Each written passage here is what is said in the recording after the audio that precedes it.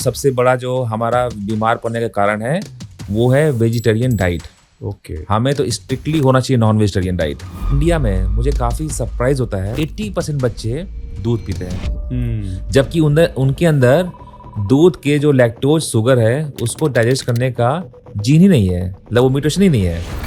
हम बहुत प्राउडली बोलते हैं कि खेती बाड़ी का डिस्कवरी इनोवेशन इंडिया में हुआ, लेकिन उसी खेती बाड़ी ने हम एक तरह से हमें बर्बाद भी कर रहा है। आने वाले टाइम में अगर ऐसा ही रहा तो सिटी के लोग हेल्दी होंगे, गांव के लोग बीमार पड़ने लगेंगे। पूरे दुनिया के जो ह्यूमंस हैं उनकी जो डाइवर्सिटी है अफ्रीका के एक पार्ट में पाए जाने वाले चिंपैंजीज के डाइवर्सिटी से भी कम है। My God. फ्रेंड्स, आज का ये पॉडकास्ट आई स्ट्रांगली रिक्वेस्ट आपको पूरे फैमिली के साथ देखना चाहिए, बिकॉज ये आपकी फैमिली को कई बीमारियों से बचा सकता है जो इंडियन जीन्स होने की वजह से हमें आसानी से अपने गिरफ्त में ले लेती है। क्या आपको पता है हमारे पुराने एंसेस्टर्स यानी कि वंशज कौन थे? क्या आपको हमारे देश इंडिया की जेनेटिक हिस्ट्री के बारे में पता है? क्यों आज इंडिया में लोग नॉर्थ में ऐसे दिखते हैं तो साउथ में ऐसे दिखते हैं और ईस्ट में ऐसे दिखते हैं? इतना ज्यादा वेरिएशन आखिर क्यों है भाई? हमारे पूर्वज कैसा दिखा करते थे? क्या आर्यन इन्वेजन थियरी वाकई में सही थियरी है? क्यों हमारे जीन्स में एक बड़ी प्रॉब्लम है जिस वजह से हम इंडियंस को कैंसर जैसी बीमारियां जल्दी होती है? और क्यों हमारे अपने ही गोत्र या इवन कम्युनिटी में शादी करना साइंस के हिसाब से गलत डिसीजन है? आज के इस पॉडकास्ट में हमारे गेस्ट है साइंटिस्ट डॉक्टर नीरज राय जी, जो head of ancient DNA lab है और एक बहुत ही नॉलेजेबल रिसर्चर है। इन्होंने ऐसे ऐसे हमारे इतिहास के और हमारे जेनेटिक हिस्ट्री के पर्दे फाश किए हैं जो मुझे खुद नहीं पता थे। So sit back, relax and enjoy this crazy fun episode.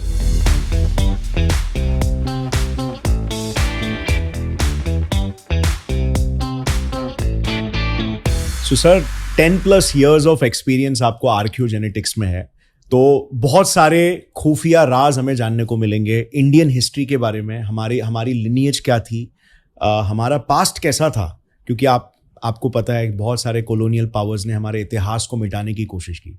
तो सबसे पहले स्टार्ट करते हैं एकदम सिंपल क्वेश्चन से। आई थिंक बहुत सारे लोगों के दिमाग में क्यूरियोसिटी रहती है कि इंडिया में इतनी डाइवर्सिटी जो है फिजिकल अपीयरेंस में, जैसे फॉर इंस्टेंस नॉर्थ ईस्ट में इंडियंस डिफरेंट दिखते हैं, नॉर्थ में डिफरेंट दिखते हैं, साउथ में डिफरेंट दिखते हैं, तो उसके पीछे क्या रीजन है? मतलब ये कितने टाइप के इंडिया में, मतलब कितनी एंसेस्ट्री यहाँ पे मौजूद है, और क्या जेनेटिकली हम सब सिमिलर है? क्या आर्यन इन्वेजन थियरी हुआ था, जो नॉर्थ इंडियंस है वो ज्यादा आर्यन से रिलेटेड है? हैप्लो ग्रुप्स जो हमें मिले हैं क्या वो इंडियन सबकॉन्टिनेंट के ही है या दूसरे सबकॉन्टिनेंट से भी आके यहाँ पे मिक्सिंग हुई है? तो क्या इसको थोड़ा एक्सप्लेन कर सकते हैं प्लीज? देखिए गौरव जी, जो मॉडर्न ह्यूमन है वो once upon a time about 1 lakh years before present Africa में इवॉल्व हुई।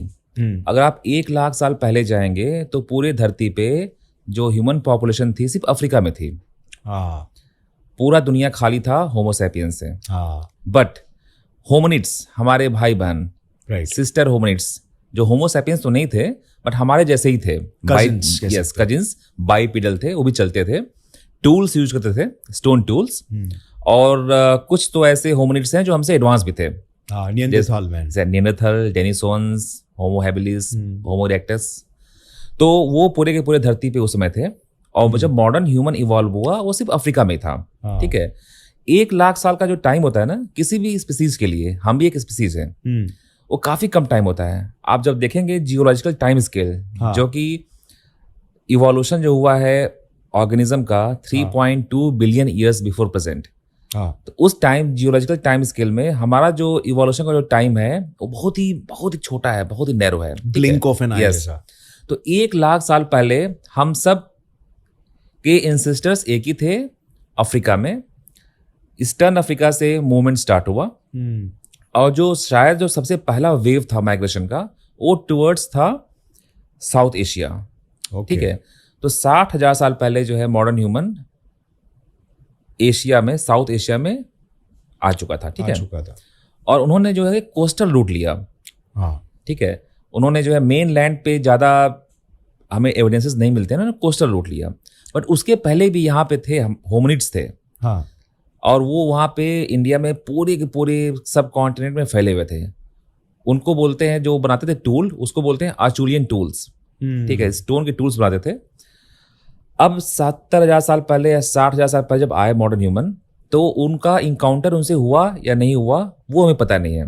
ओके। मोस्ट लाइकली उस समय तक due to Toba ash mount एक बहुत बड़ा विस्फोट हुआ था, ज्वालामुखी फटा था इंडोनेशिया में। उससे बहुत सारे जो है होमनिड्स और होमोसैपियंस जो रहे होंगे यहाँ पर भी वो मारे गए, बहुत सारे फॉनल स्पीसीज भी मारे गए। तो वो अराउंड 70,000 ईयर्स बिफोर प्रेजेंट हुआ। तो उस समय तक तो हमें एविडेंसेस नहीं मिलते हैं मॉडर्न ह्यूमन के, बट 60,000 साल पहले से एविडेंसेस मिलता है कि मॉडर्न ह्यूमन यहाँ पे आ चुका था। अब आने के बाद क्या हुआ होगा, यहाँ पे तो टाइगर भी थे, हाँ, यहाँ पे एशियाटिक लायन भी थे, लेपर्ड भी थे, और बहुत सारे थे चीता, प्रेडेटर्स थे। ठीक, उनका इनकाउंटर्स मे बी इन जंगली टाइम पे चीतास भी थे यहाँ पे। चीता बहुत थे, मैंने तो चीता पे काम किया है, मैं उस पर बाद में आऊँगा। उस समय थे यहाँ पे। फिर जब यहाँ पे आए तो धीमे धीमे उन्होंने टूल्स डेवलप स्टार्ट किया और वो सर्वाइव किए अंटिल 8 से 9,000 साल पहले तक। तो उन्होंने नोमैडिक लाइफस्टाइल को अडॉप्ट किया और यहाँ के एनवायरनमेंट के हिसाब से अपने आप को ढाला। Hunting and gathering. Yes, hunting and gathering. उसके बाद जो टाइम आता है वो आता है टाइम नियोलिथिक का। उन्होंने खेती बाड़ी करना स्टार्ट किया। तो हमें जो एविडेंसेस मिलते हैं 9,000 साल पहले तक का गंगा प्लेन में, उस समय तक यहाँ के जो लोग थे वो खेती बाड़ी सीख लिए थे या बहुत ही प्राइमरी स्टेज में थे एग्रीकल्चर प्रैक्टिसेस को स्टार्ट करने में। ठीक है, हमें सबसे पहला एविडेंस मिलता है लहुरा देवा में, गंगा प्लेन में, जहाँ पे हमें मिलता है राइस का कल्टीवेशन के एविडेंसेस।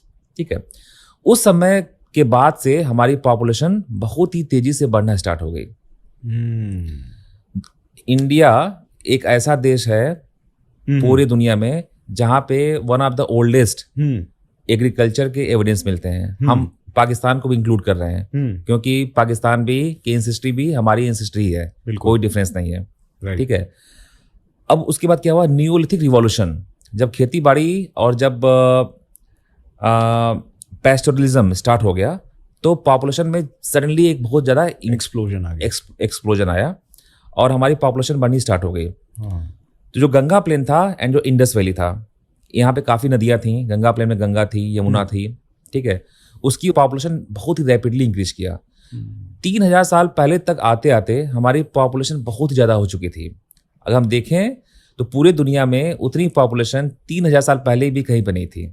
ओके, ठीक है, फिर क्या हुआ कि उसमें जो है बहुत सारे डेमोग्राफिक चेंजेस हुए। ठीक, पॉपुलेशन मूव करती गई, बहुत सारी बीमारियां। जब पॉपुलेशन बढ़ेगी, आप तो वैक्सीन लेते नहीं उस समय, बिल्कुल।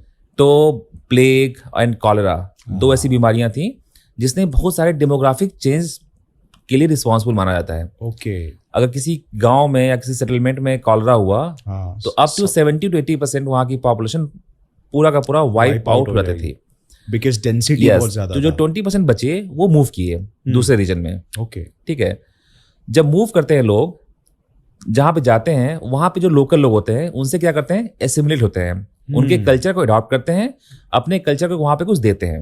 राइट। ठीक है, वहाँ पे फिर एक अलग से एक स्ट्रक्चर, सोशल स्ट्रक्चर का फॉर्मेशन होता है।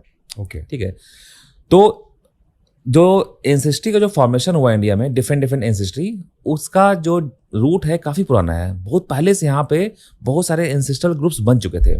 ठीक है, अभी ये मानते हैं कि पूरे इंडिया को अगर बांटा जाए, except north east of India and Austro Asiatic tribes या जो लोग हैं, तो पूरे के पूरे इंडिया को, अंडमान निकोबार वो सब। हाँ, अंडमान निकोबार को तो आप छोड़ दीजिए, मैं नॉर्थ ईस्ट इंडिया की एंसेस्ट्री थोड़ा सा अलग है। ओके, ओवरऑल इंडिया को ऐसा माना जाता है कि north Indian and south Indian को अगर बांटा जाए तो ANI और ASI एंसेस्ट्री बोलते हैं, ancestral north Indian, ancestral south Indian. Okay, yes, but उसमें प्रॉब्लम क्या है कि अगर आप दोनों के एंसेस्ट्री को कंपेयर करेंगे तो उनकी एंसेस्ट्री सेम है। लेकिन जो उनका जो डिफरेंसेस हैं 1 to 2% या 3%, उन डिफरेंस को लेकर के, जो कि डिफरेंस कंसिस्टेंट है, जो साउथ इंडिया में वो नॉर्थ में नहीं है, जो नॉर्थ में वो साउथ में नहीं है, उसके बेसिस पे ऐसा बांटा गया कि ओके, ये नॉर्थ इंडियन अलग हैं, साउथ इंडियन अलग हैं, on the basis of that marginal ancestry. ठीक है, राइट। तो एक नैरेटिव चला दिया गया कि नॉर्थ इंडियन अलग है साउथ इंडियन से। ठीक है, डिवाइसिव नैरेटिव। यस, और जो उसके बाद क्या हुआ, बहुत सारे जो है ऋग्वेद के हिसाब से, जब ऋग्वेद लिखा गया होगा आज के 5,000 साल पहले मान लीजिए, ठीक है, इसमें डिबेट है, बट मैं मानता हूँ कि Rigveda at least 5000 years before present रहा होगा। राइट। ठीक है, उसमें जो है कर्म के हिसाब से बहुत सारे ग्रुप्स बने। ठीक है, हम देखते हैं जेनेटिकली कास्ट में, 2 कास्ट में जो डिफरेंस है उसका कोई भी जेनेटिक बेसिस नहीं है। ठीक, और जो ये जो बना ना कास्ट सिस्टम, उसका जो सबसे जो अर्लीस्ट जो जाता है डेट, वो जाता है 2000 साल पहले। ऋग्वेद तो लिखा गया 5000 साल पहले। लेकिन जो कास्ट का जो जेनेटिक बेसिस मिल रहा है 2000 साल पहले।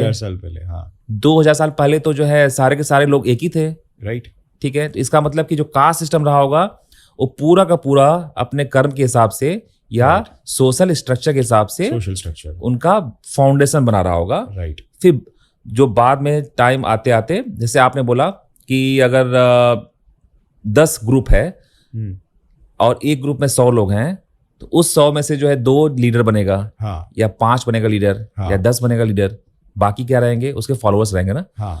किसी भी मैमलियन स्पीसीज में एक हायरार्की होती ही है। तो कास्ट सिस्टम का जो फॉर्मेशन है that is not on the basis of genetics. उसका जो हायरार्किकल कुछ सिग्निफिकेंस रहा होगा, डोमिनेंस रहा होगा, उसके बेसिस पे कास्ट सिस्टम बना हमारा। ठीक है, और अभी भी ये देखा जाए कास्ट सिस्टम भी काफी स्ट्रांग है। नॉर्थ इंडिया में या गंगा प्लेन में अगर 2 कास्ट के बीच में देखा जाए डिफरेंसेस तो है, बट ग्लोबल लेवल पे जो डिफरेंस है वो काफी मार्जिनल है। ठीक है, वो क्यों हुआ? क्योंकि एंडोगैमिक प्रैक्टिसेस, अगर एक कास्ट बना, मान लीजिए कुम्हार जो है, जो कि पॉटर मैन है, वो पॉट बनाता है, तो उसकी शादी क्या होगी? पॉटर मैन के बीच में ही होगी ना। तो उसकी वजह से क्या होता है कि उनकी जो जेनेटिक डिफरेंसेज हैं दूसरे कास्ट से, वो डेफिनेटली अलग हो जाएंगे। ठीक है, इसके कारण हमारे बहुत ही एक काफी स्ट्रेटिफाइड जेनेटिक स्ट्रक्चर्स बनते हैं इंडिया में। ओके। ठीक है, और 2 लोगों के बीच में जो जेनेटिक डिफरेंसेस आपको दिख जाएगा because of this isolated and endogamic marriage practices. Okay, उसकी वजह से हमें डिफरेंसेस दिखते हैं। राइट। सो सर, ये जो एंडोगैमिक मैरिज प्रैक्टिसेस है, ठीक है, अब ये इंडिया में एक प्रथा है। yes. और आई थिंक हर इंडियन ये करता है। इवन मेरे फ्रेंड्स के भी लाइफ में बहुत बार ऐसे हुआ है कि वो मतलब प्यार किसी और से करते हैं जो कि कोई दूसरे कास्ट की है, लेकिन eight the end of the day parents बोलते हैं कि अपनी कास्ट की लड़की ही चाहिए, और इस वजह से उनका ब्रेकअप हो जाता है और आगे बात नहीं बढ़ती। तो ऐसे बहुत बड़े लेवल पर हो रहा है इंडिया में। राइट। अब इसको अगर साइंटिफिक पर्सपेक्टिव से देखें तो मुझे इतना पता है कि डाइवर्सिटी अच्छी है, बिकॉज वो एक ऑफस्प्रिंग को हेल्दी एंड फिट रखती है। राइट।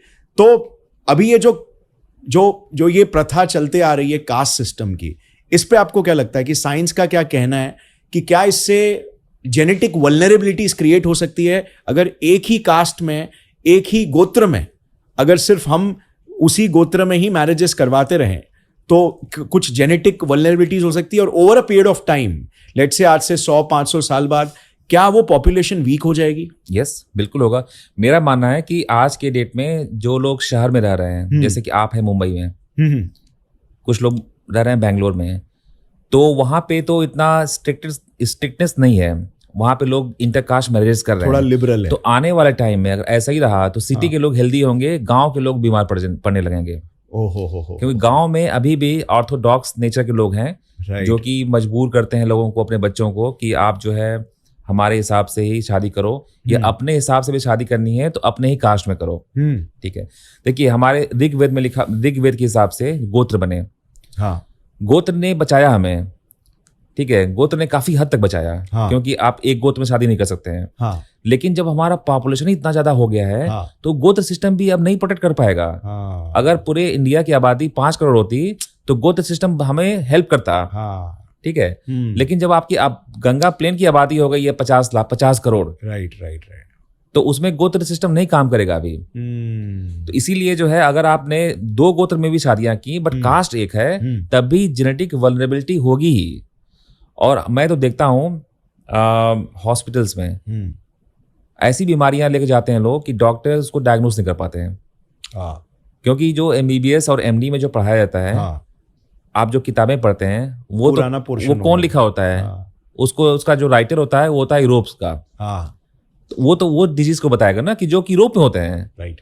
बट आपने जब आपका जो जेनेटिक होमोजेनिटी हो गई, आपका जो जीन पूल जो है वीक हो गया, किसी भी स्पीसीज के सर्वाइवल के लिए क्या होता है, रिस्पॉन्स क्या होना चाहिए कि आपका जो जेनेटिक हेटेरोजेनिटी काफ़ी ज़्यादा हो। राइट। लेकिन अगर आपने 2 गोत्र में भी शादियां की, तो अगर आप 10 जनरेशन पहले या 20 जनरेशन पहले, एंसेस्टर्स तो एक ही रहे होंगे। हाँ। तो उसकी वजह से जो है जेनेटिक बेस्ड प्रॉब्लम इंडिया में काफ़ी ज़्यादा आने वाली है और बहुत लोग बीमार पड़ रहे हैं, क्योंकि हमने अपना जो है जेनेटिक पूल को भी वीक कर लिया और जो हमारा जो खान पान है उसको भी हमने चेंज कर लिया। और उसके लिए जो मेन है कल्प्रिट, वो है नियोलिथिक रिवॉल्यूशन। ओके। हमारे एंसेस्टर्स ने, हम बहुत प्राउडली बोलते हैं कि खेती बाड़ी का डिस्कवरी, इनोवेशन इंडिया में हुआ। हाँ। इंडिया में हुआ, हम उसको प्राउड फील करना चाहिए। हाँ। लेकिन उसी खेती बाड़ी ने हम एक तरह से हमें बर्बाद भी कर रहा है, क्योंकि हम जो है, अगर खेती कृषि प्रधान देश है जहाँ पे हम मोस्टली डिपेंडेंट हैं अन्न के ऊपर। राइट। अन्न से हमें क्या मिलता है? कार्बोहाइड्रेट। कार्बोहाइड्रेट हमारा खाना नहीं है। हमारा खाना तो कार्बोहाइड्रेट कभी रहा ही नहीं है। कार्बोहाइड्रेट रिच डाइट हो गया हर इंडियन का आज। कार्बोहाइड्रेट ही खाना है।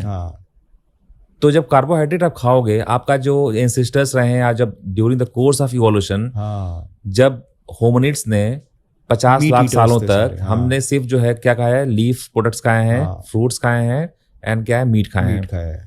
आपने डाइट को पूरा चेंज कर दिया, ट्रांसफॉर्म कर दिया। हमारा गट माइक्रोबायोम, हमारे गट में भी होते हैं 1/2 kg तक बैक्टीरिया होते हैं। उस बैक्टीरिया जो इवॉल्व हुए हैं 50 लाख साल से, वो इवॉल्व हुए हैं अपने नेचुरल खाने के लिए। नेचुरल खाना क्या है हमारा? लीफ एंड मीट है। राइट। ठीक है। लेकिन हमने क्या कर लिया? कार्बोहाइड्रेट रिच डाइट अडॉप्ट कर लिया है। तो दूसरा जो सबसे बड़ा जो हमारा बीमार पड़ने का कारण है, वो है वेजिटेरियन डाइट। ओके। हमें तो स्ट्रिक्टली होना चाहिए नॉन वेजिटेरियन डाइट। हम सबको खाना चाहिए, मीट खाना चाहिए। मैं तो इसको बहुत एडवोकेट करता हूँ कि सबको मीट खाना चाहिए। वेजिटेरियन डाइट हेल्दी नहीं होता है। ठीक है। आई थिंक मैंने जैसे कुछ सोशल मीडिया में भी इन्फ्लुएंसर्स थे, उनका देखा था। उन्होंने बहुत ही पॉजिटिव टेस्टिमोनियल्स डाले थे कि जब से उन्होंने सिर्फ मीट ईटिंग डाइट, उन्होंने बोला कि हमारे लिए भी बहुत कंट्रोवर्शियल था ये चीज़ को एक्सेप्ट करना, बिकॉज आज के टाइम पे इतने एक्टिविज्म की इतनी बड़ी लॉबी हो गई है। तो ये चीज़ उनके लिए भी अपनाना बहुत मुश्किल था कि वो सिर्फ नॉनवेज डाइट पे रहेंगे। बट जब उन्होंने अपनाया, उन्होंने ये नोटिस किया कि उनके एनर्जी लेवल्स, एवरीथिंग, मतलब उनको जो बहुत सारी बीमारियां हो रही थी, बार बार फ्रीक्वेंटली होती रहती थी, वो सब चेंज होने लग गई ड्रास्टिकली।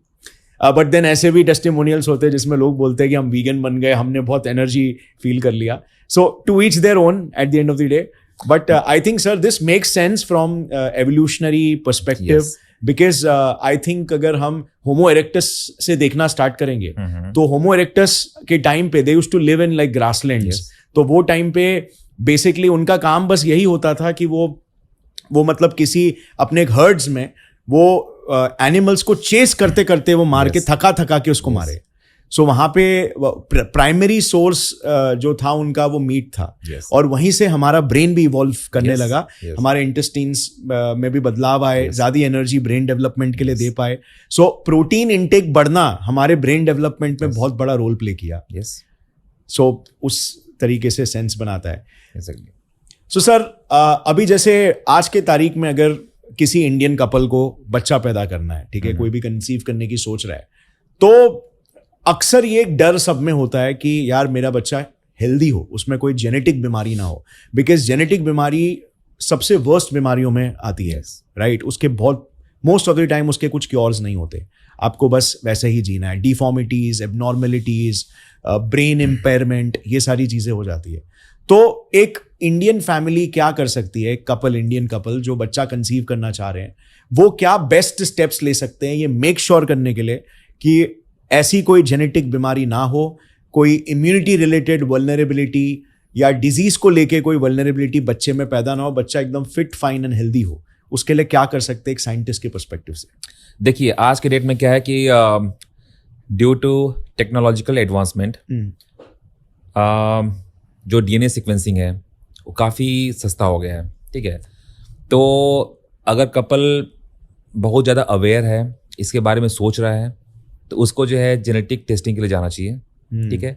देखना चाहिए कि जो रिस्क फैक्टर्स हैं बहुत सारे ऐसे रिस्क फैक्टर्स हैं जो कि हमारे डीएनए में कहीं ना कहीं एज अ इंफॉर्मेशन के फॉर्म में रहते हैं, हिडन होते हैं, एक्सप्रेस नहीं हुए हैं। हाँ, तो हम डीएनए सीक्वेंसिंग से जो रिस्क फैक्टर्स हैं उसको आइडेंटिफाई कर सकते हैं। ठीक है, पहला तो स्टेप ये हो गया। दूसरा स्टेप ये है कि आप कंसीविंग के बाद आप जा सकते हो कैरियोटाइपिंग या फिश, उसको बोलते हैं fluorescent in situ hybridization test. Okay. या तीसरा होता है क्लिनिकल एक्सोम।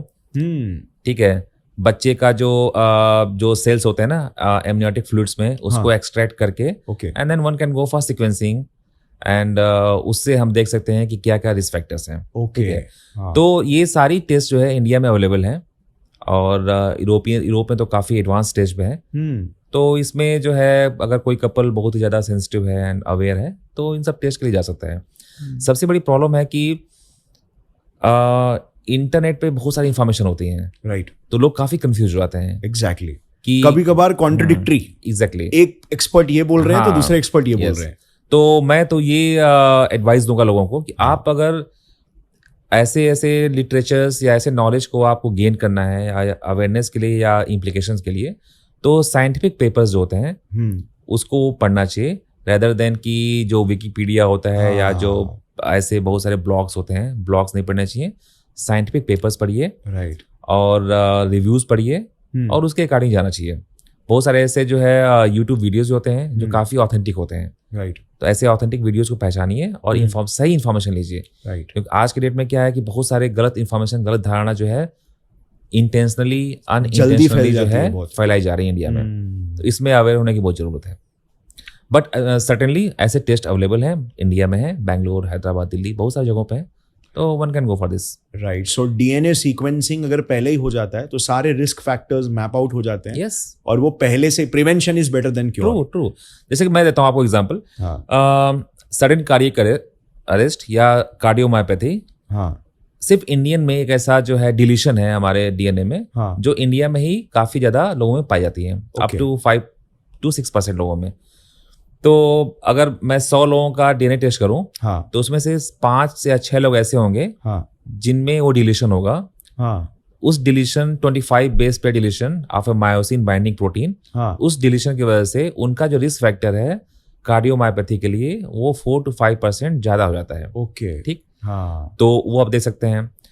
ऐसे बहुत सारे जो है कैंसर के मार्कर्स हैं डीएनए में। म्यूटेशन अगर हुआ डीएनए में तो एक आदमी को कैंसर होने के चांसेस 2 गुना हो जाएंगे। ओके, लेकिन अगर वही इंसान उस म्यूटेशन भी है एंड स्मोकर भी है, उसके कैंसर होने के चांसेस 10 गुना हो जाएंगे। राइट, एक्सप्रेस हो जाएगा वो और ज्यादा। और जो हमारा जीन है ना, डीएनए जीन भी बूढ़ा होता है। लोग बोलते हैं डीएनए चेंज नहीं होता है, डीएनए चेंज नहीं होता है, बिल्कुल नहीं होता है चेंज। बट जो हमारा जो डीएनए का एक्सप्रेशन है या जेनेटिक एक्सप्रेशन है वो बूढ़ा होता है। ये आपको बात कोई नहीं बताएगा, कहीं ना लिखी भी नहीं हुई है, बट जेनेटिक एक्सप्रेशन भी वेरी करता है। उसके बहुत सारे इन्वायरमेंटल फैक्टर्स होते हैं। आप अगर स्ट्रेस में हैं तो आपका वही जीन जो एक्सप्रेस हो रहा है बड़े अच्छे तरीके से, वो एक्सप्रेशन बंद हो जाएगा उसका, या कम हो जाएगा उसका। ठीक है, तो उसको बोलते हैं टेम्पोरल या स्पेशियल एक्सप्रेशन ऑफ जीन्स। बच्चे में जो होता है ऑर्गन्स बनते हैं वही डीएनए है ना, वही जीन है, वो एक्सप्रेस होकर के कुछ और चीजें बना रही हैं। 10 साल का बच्चा होगा तो उसका जीन का एक्सप्रेशन स्विच ओवर हो जाएगा। ठीक है, वो कुछ और चीजें बनाने लगेगा।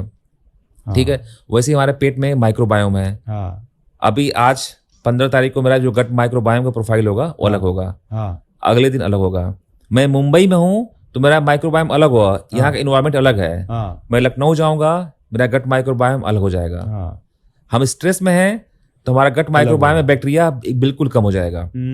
हम कैंसर अगर हमें होने वाला या हो गया है, प्राइमरी स्टेज में है, तब भी हमारे गट में माइक्रोबायोम का पूरा पैटर्न चेंज हो जाएगा। ओके, हमको दूध अगर नहीं पचता है, अब फिर भी दूध पी रहे हैं, तो हमारा गट माइक्रोबायोम चेंज हो जाएगा। उस चेंज की वजह से हमारे फिनोटाइप पे भी काफी बदलाव आ जाएंगे।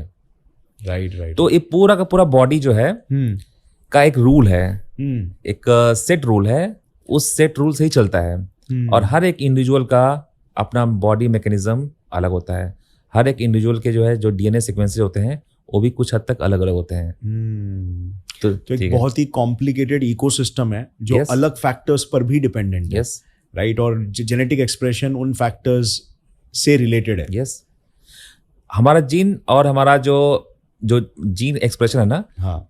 उसका भी होता है कैस्केड्स होते हैं, एक दूसरे के ऊपर डिपेंडेंट होते हैं। अगर एक जीन में एक्सप्रेशन हो रहा है, हाँ। उसका कम हुआ तो दूसरे जीन पे इफेक्ट करेगा, ओके। और दूसरा जीन में भी ओवर एक्सप्रेशन हुआ, हाँ। वो 10 अदर जीन्स पे भी वो अपना Affect करेगा। अफेक्ट करेगा वो। ओहो।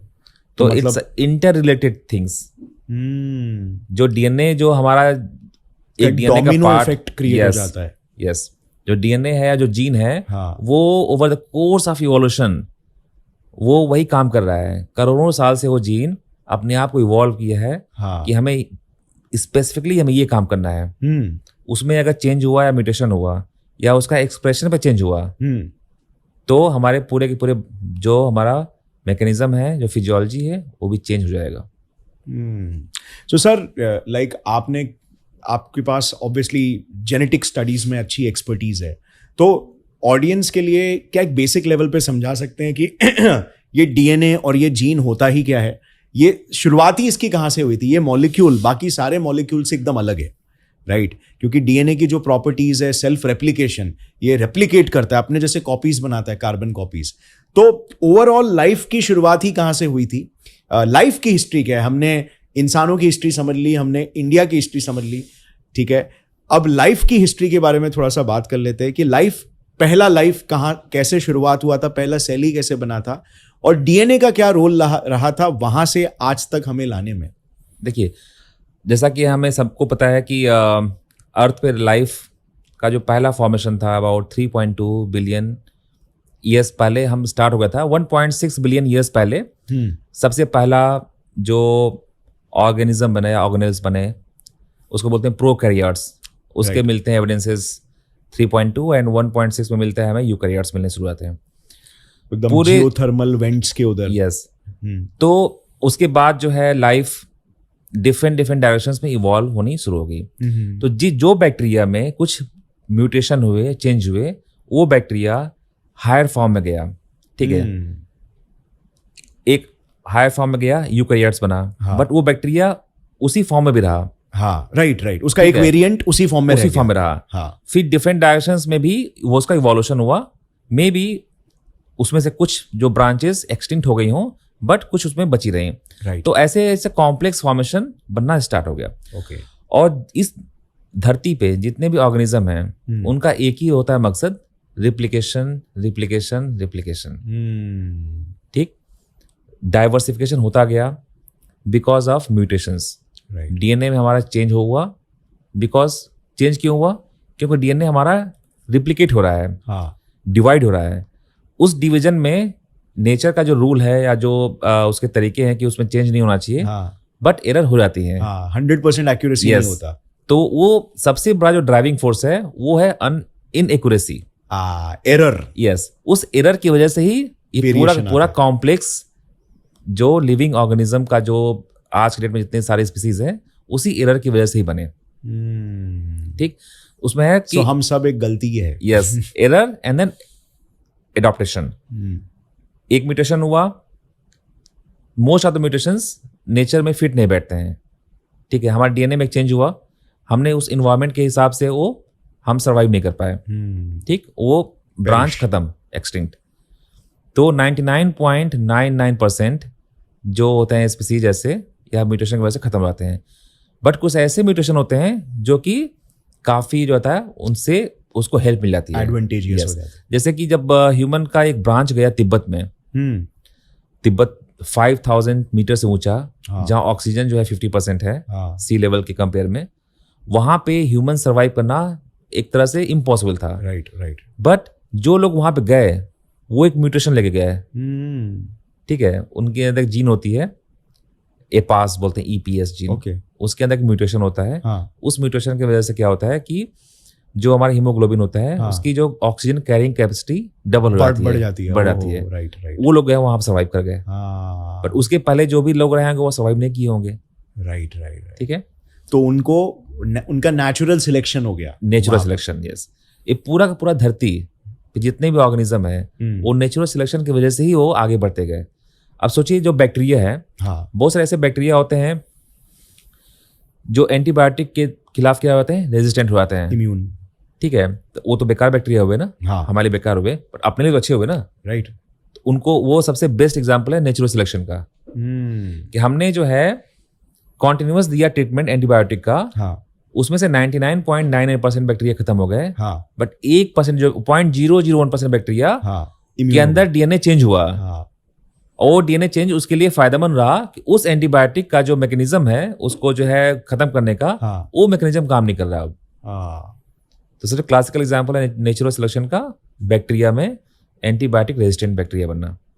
राइट। सो एंटीबायोटिक से मोस्ट ऑफ द बैक्टीरिया खत्म हो जाते हैं पेट पे, और जनरली। यस।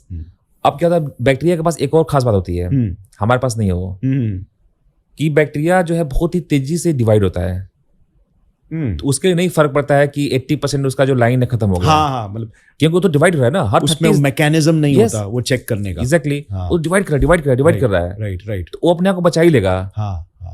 अगर इंसान के अंदर अगर कैंसर हो गया, इंसान तो मर जाएगा, जो उसका जो लीनिएज है वो तो आगे नहीं बढ़ पाएगा ना। राइट। बट बैक्टीरिया में ऐसा नहीं है, इसीलिए इस धरती से कोई भी खत्म हो जाए, बैक्टीरिया नहीं खत्म होगा, बैक्टीरिया रहेगा ही। और बैक्टीरिया रहेगा, प्रोलिफरेट हो रहा है, बैक्टीरिया भी रहेगा, और बहुत ही डिफरेंट ब्रांचेस ऑफ बैक्टीरिया रहेगा। जैसे माइकोबैक्टीरियम है, माइकोबैक्टीरियम की बहुत सारे रेजिस्टेंट वैरायटी आ चुके हैं अभी, और वो डे बाय डे बढ़ते ही जाएंगे वो। तो इस नेचर में जो सबसे ज्यादा एडॉप्टेड है, जो फिट ऑर्गेनिज्म है, वो है bacteria and viruses. Right. So variation he strength है। यस। मतलब आप छोटे अमाउंट ऑफ टाइम में कितना वेरिएशन क्रिएट कर सकते हो अपने लिनिएज में, वो स्ट्रेंथ है। लाइक वेरिएशन का ही दूसरा नाम कह सकते हैं एवोल्यूशन है। एग्जैक्टली, वही है variations and then natural selection. हमने एक वेरिएशन बनाया, वो सिलेक्ट हो गया नेचर के हिसाब से, बस मैं तो बिल्कुल अब अपने ब्रांचेस बढ़ाते जाऊंगा। सो सर, इतना सारा साइंटिफिक लाइक अवेयरनेस है इस बारे में, और हमारे पास अनगिनत एग्जाम्पल, जैसे आपने बैक्टीरिया का दे दिया, आपने लद्दाख का एग्जाम्पल दे दिया, तिब्बत का, सॉरी। तो इन केसेस में लाइक अभी भी फिर भी लाइक लोगों में कुछ टेंडेंसी है कि यार ये सब चीज़ नहीं है, साइंस तो वेस्ट का एक प्रोपोगेंडा है, राइट। और उस नज़र से भी अभी आजकल भी लोग देख रहे हैं बोल के कि, और वो क्रिएशनिज्म में बिलीव कर रहे हैं कि क्रिएशनिज्म की मतलब भगवान ने सब क्रिएट किया था। But we have evidences. See, भगवान को भी पिक्चर में रख के, बट भगवान का भी एक, अगर भगवान है लेट्स से, तो उनका भी एक तरीका होगा ना क्रिएट करने का। Exactly. तो वो एवोल्यूशन थियरी अगर उसको भी आंसर करती है तो भी ये साइंटिफिकली एकदम एक्यूरेट है, राइट। हमारे पास एकदम पूरा प्रूफ है इस चीज का, राइट। सो सर, जैसे अभी यहां से लाइक लाइफ शुरुआत हुई थी, ठीक है, फिर उसके बाद ऑब्वियसली लाइक काफी सारे मतलब आगे चल के लाइफ सीज में आई, सीज से फिर बाद में धीरे धीरे करके लैंड में गई, टेरेस्ट्रियल लाइफ बना, फिर होमोनिड्स इवॉल्व हुए।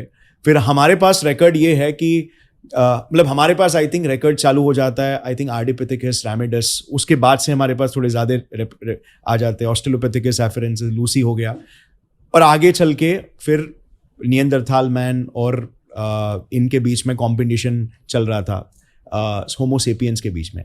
सो अब लाइक उसके बाद फिर इंडिया में गेम होना स्टार्ट हो गया।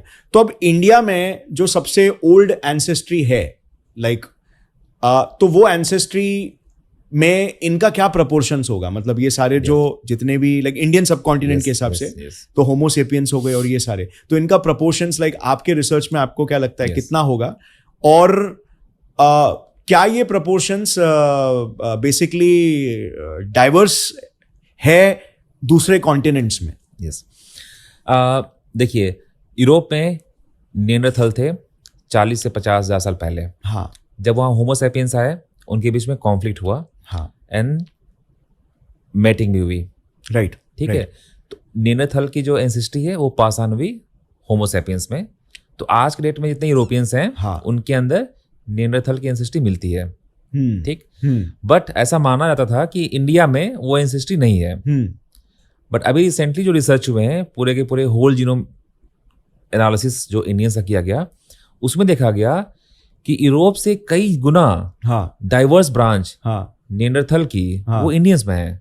ओह, क्योंकि जो भी माइग्रेशंस हुए होंगे यहाँ पे, हाँ, या जो लोग भी होमोसैपियंस जो ऑलरेडी नेanderthal से मिक्स हो चुके यहाँ पे आ रहे होंगे, हाँ, वो सारी की सारी ब्रांच यहाँ सर्वाइव की।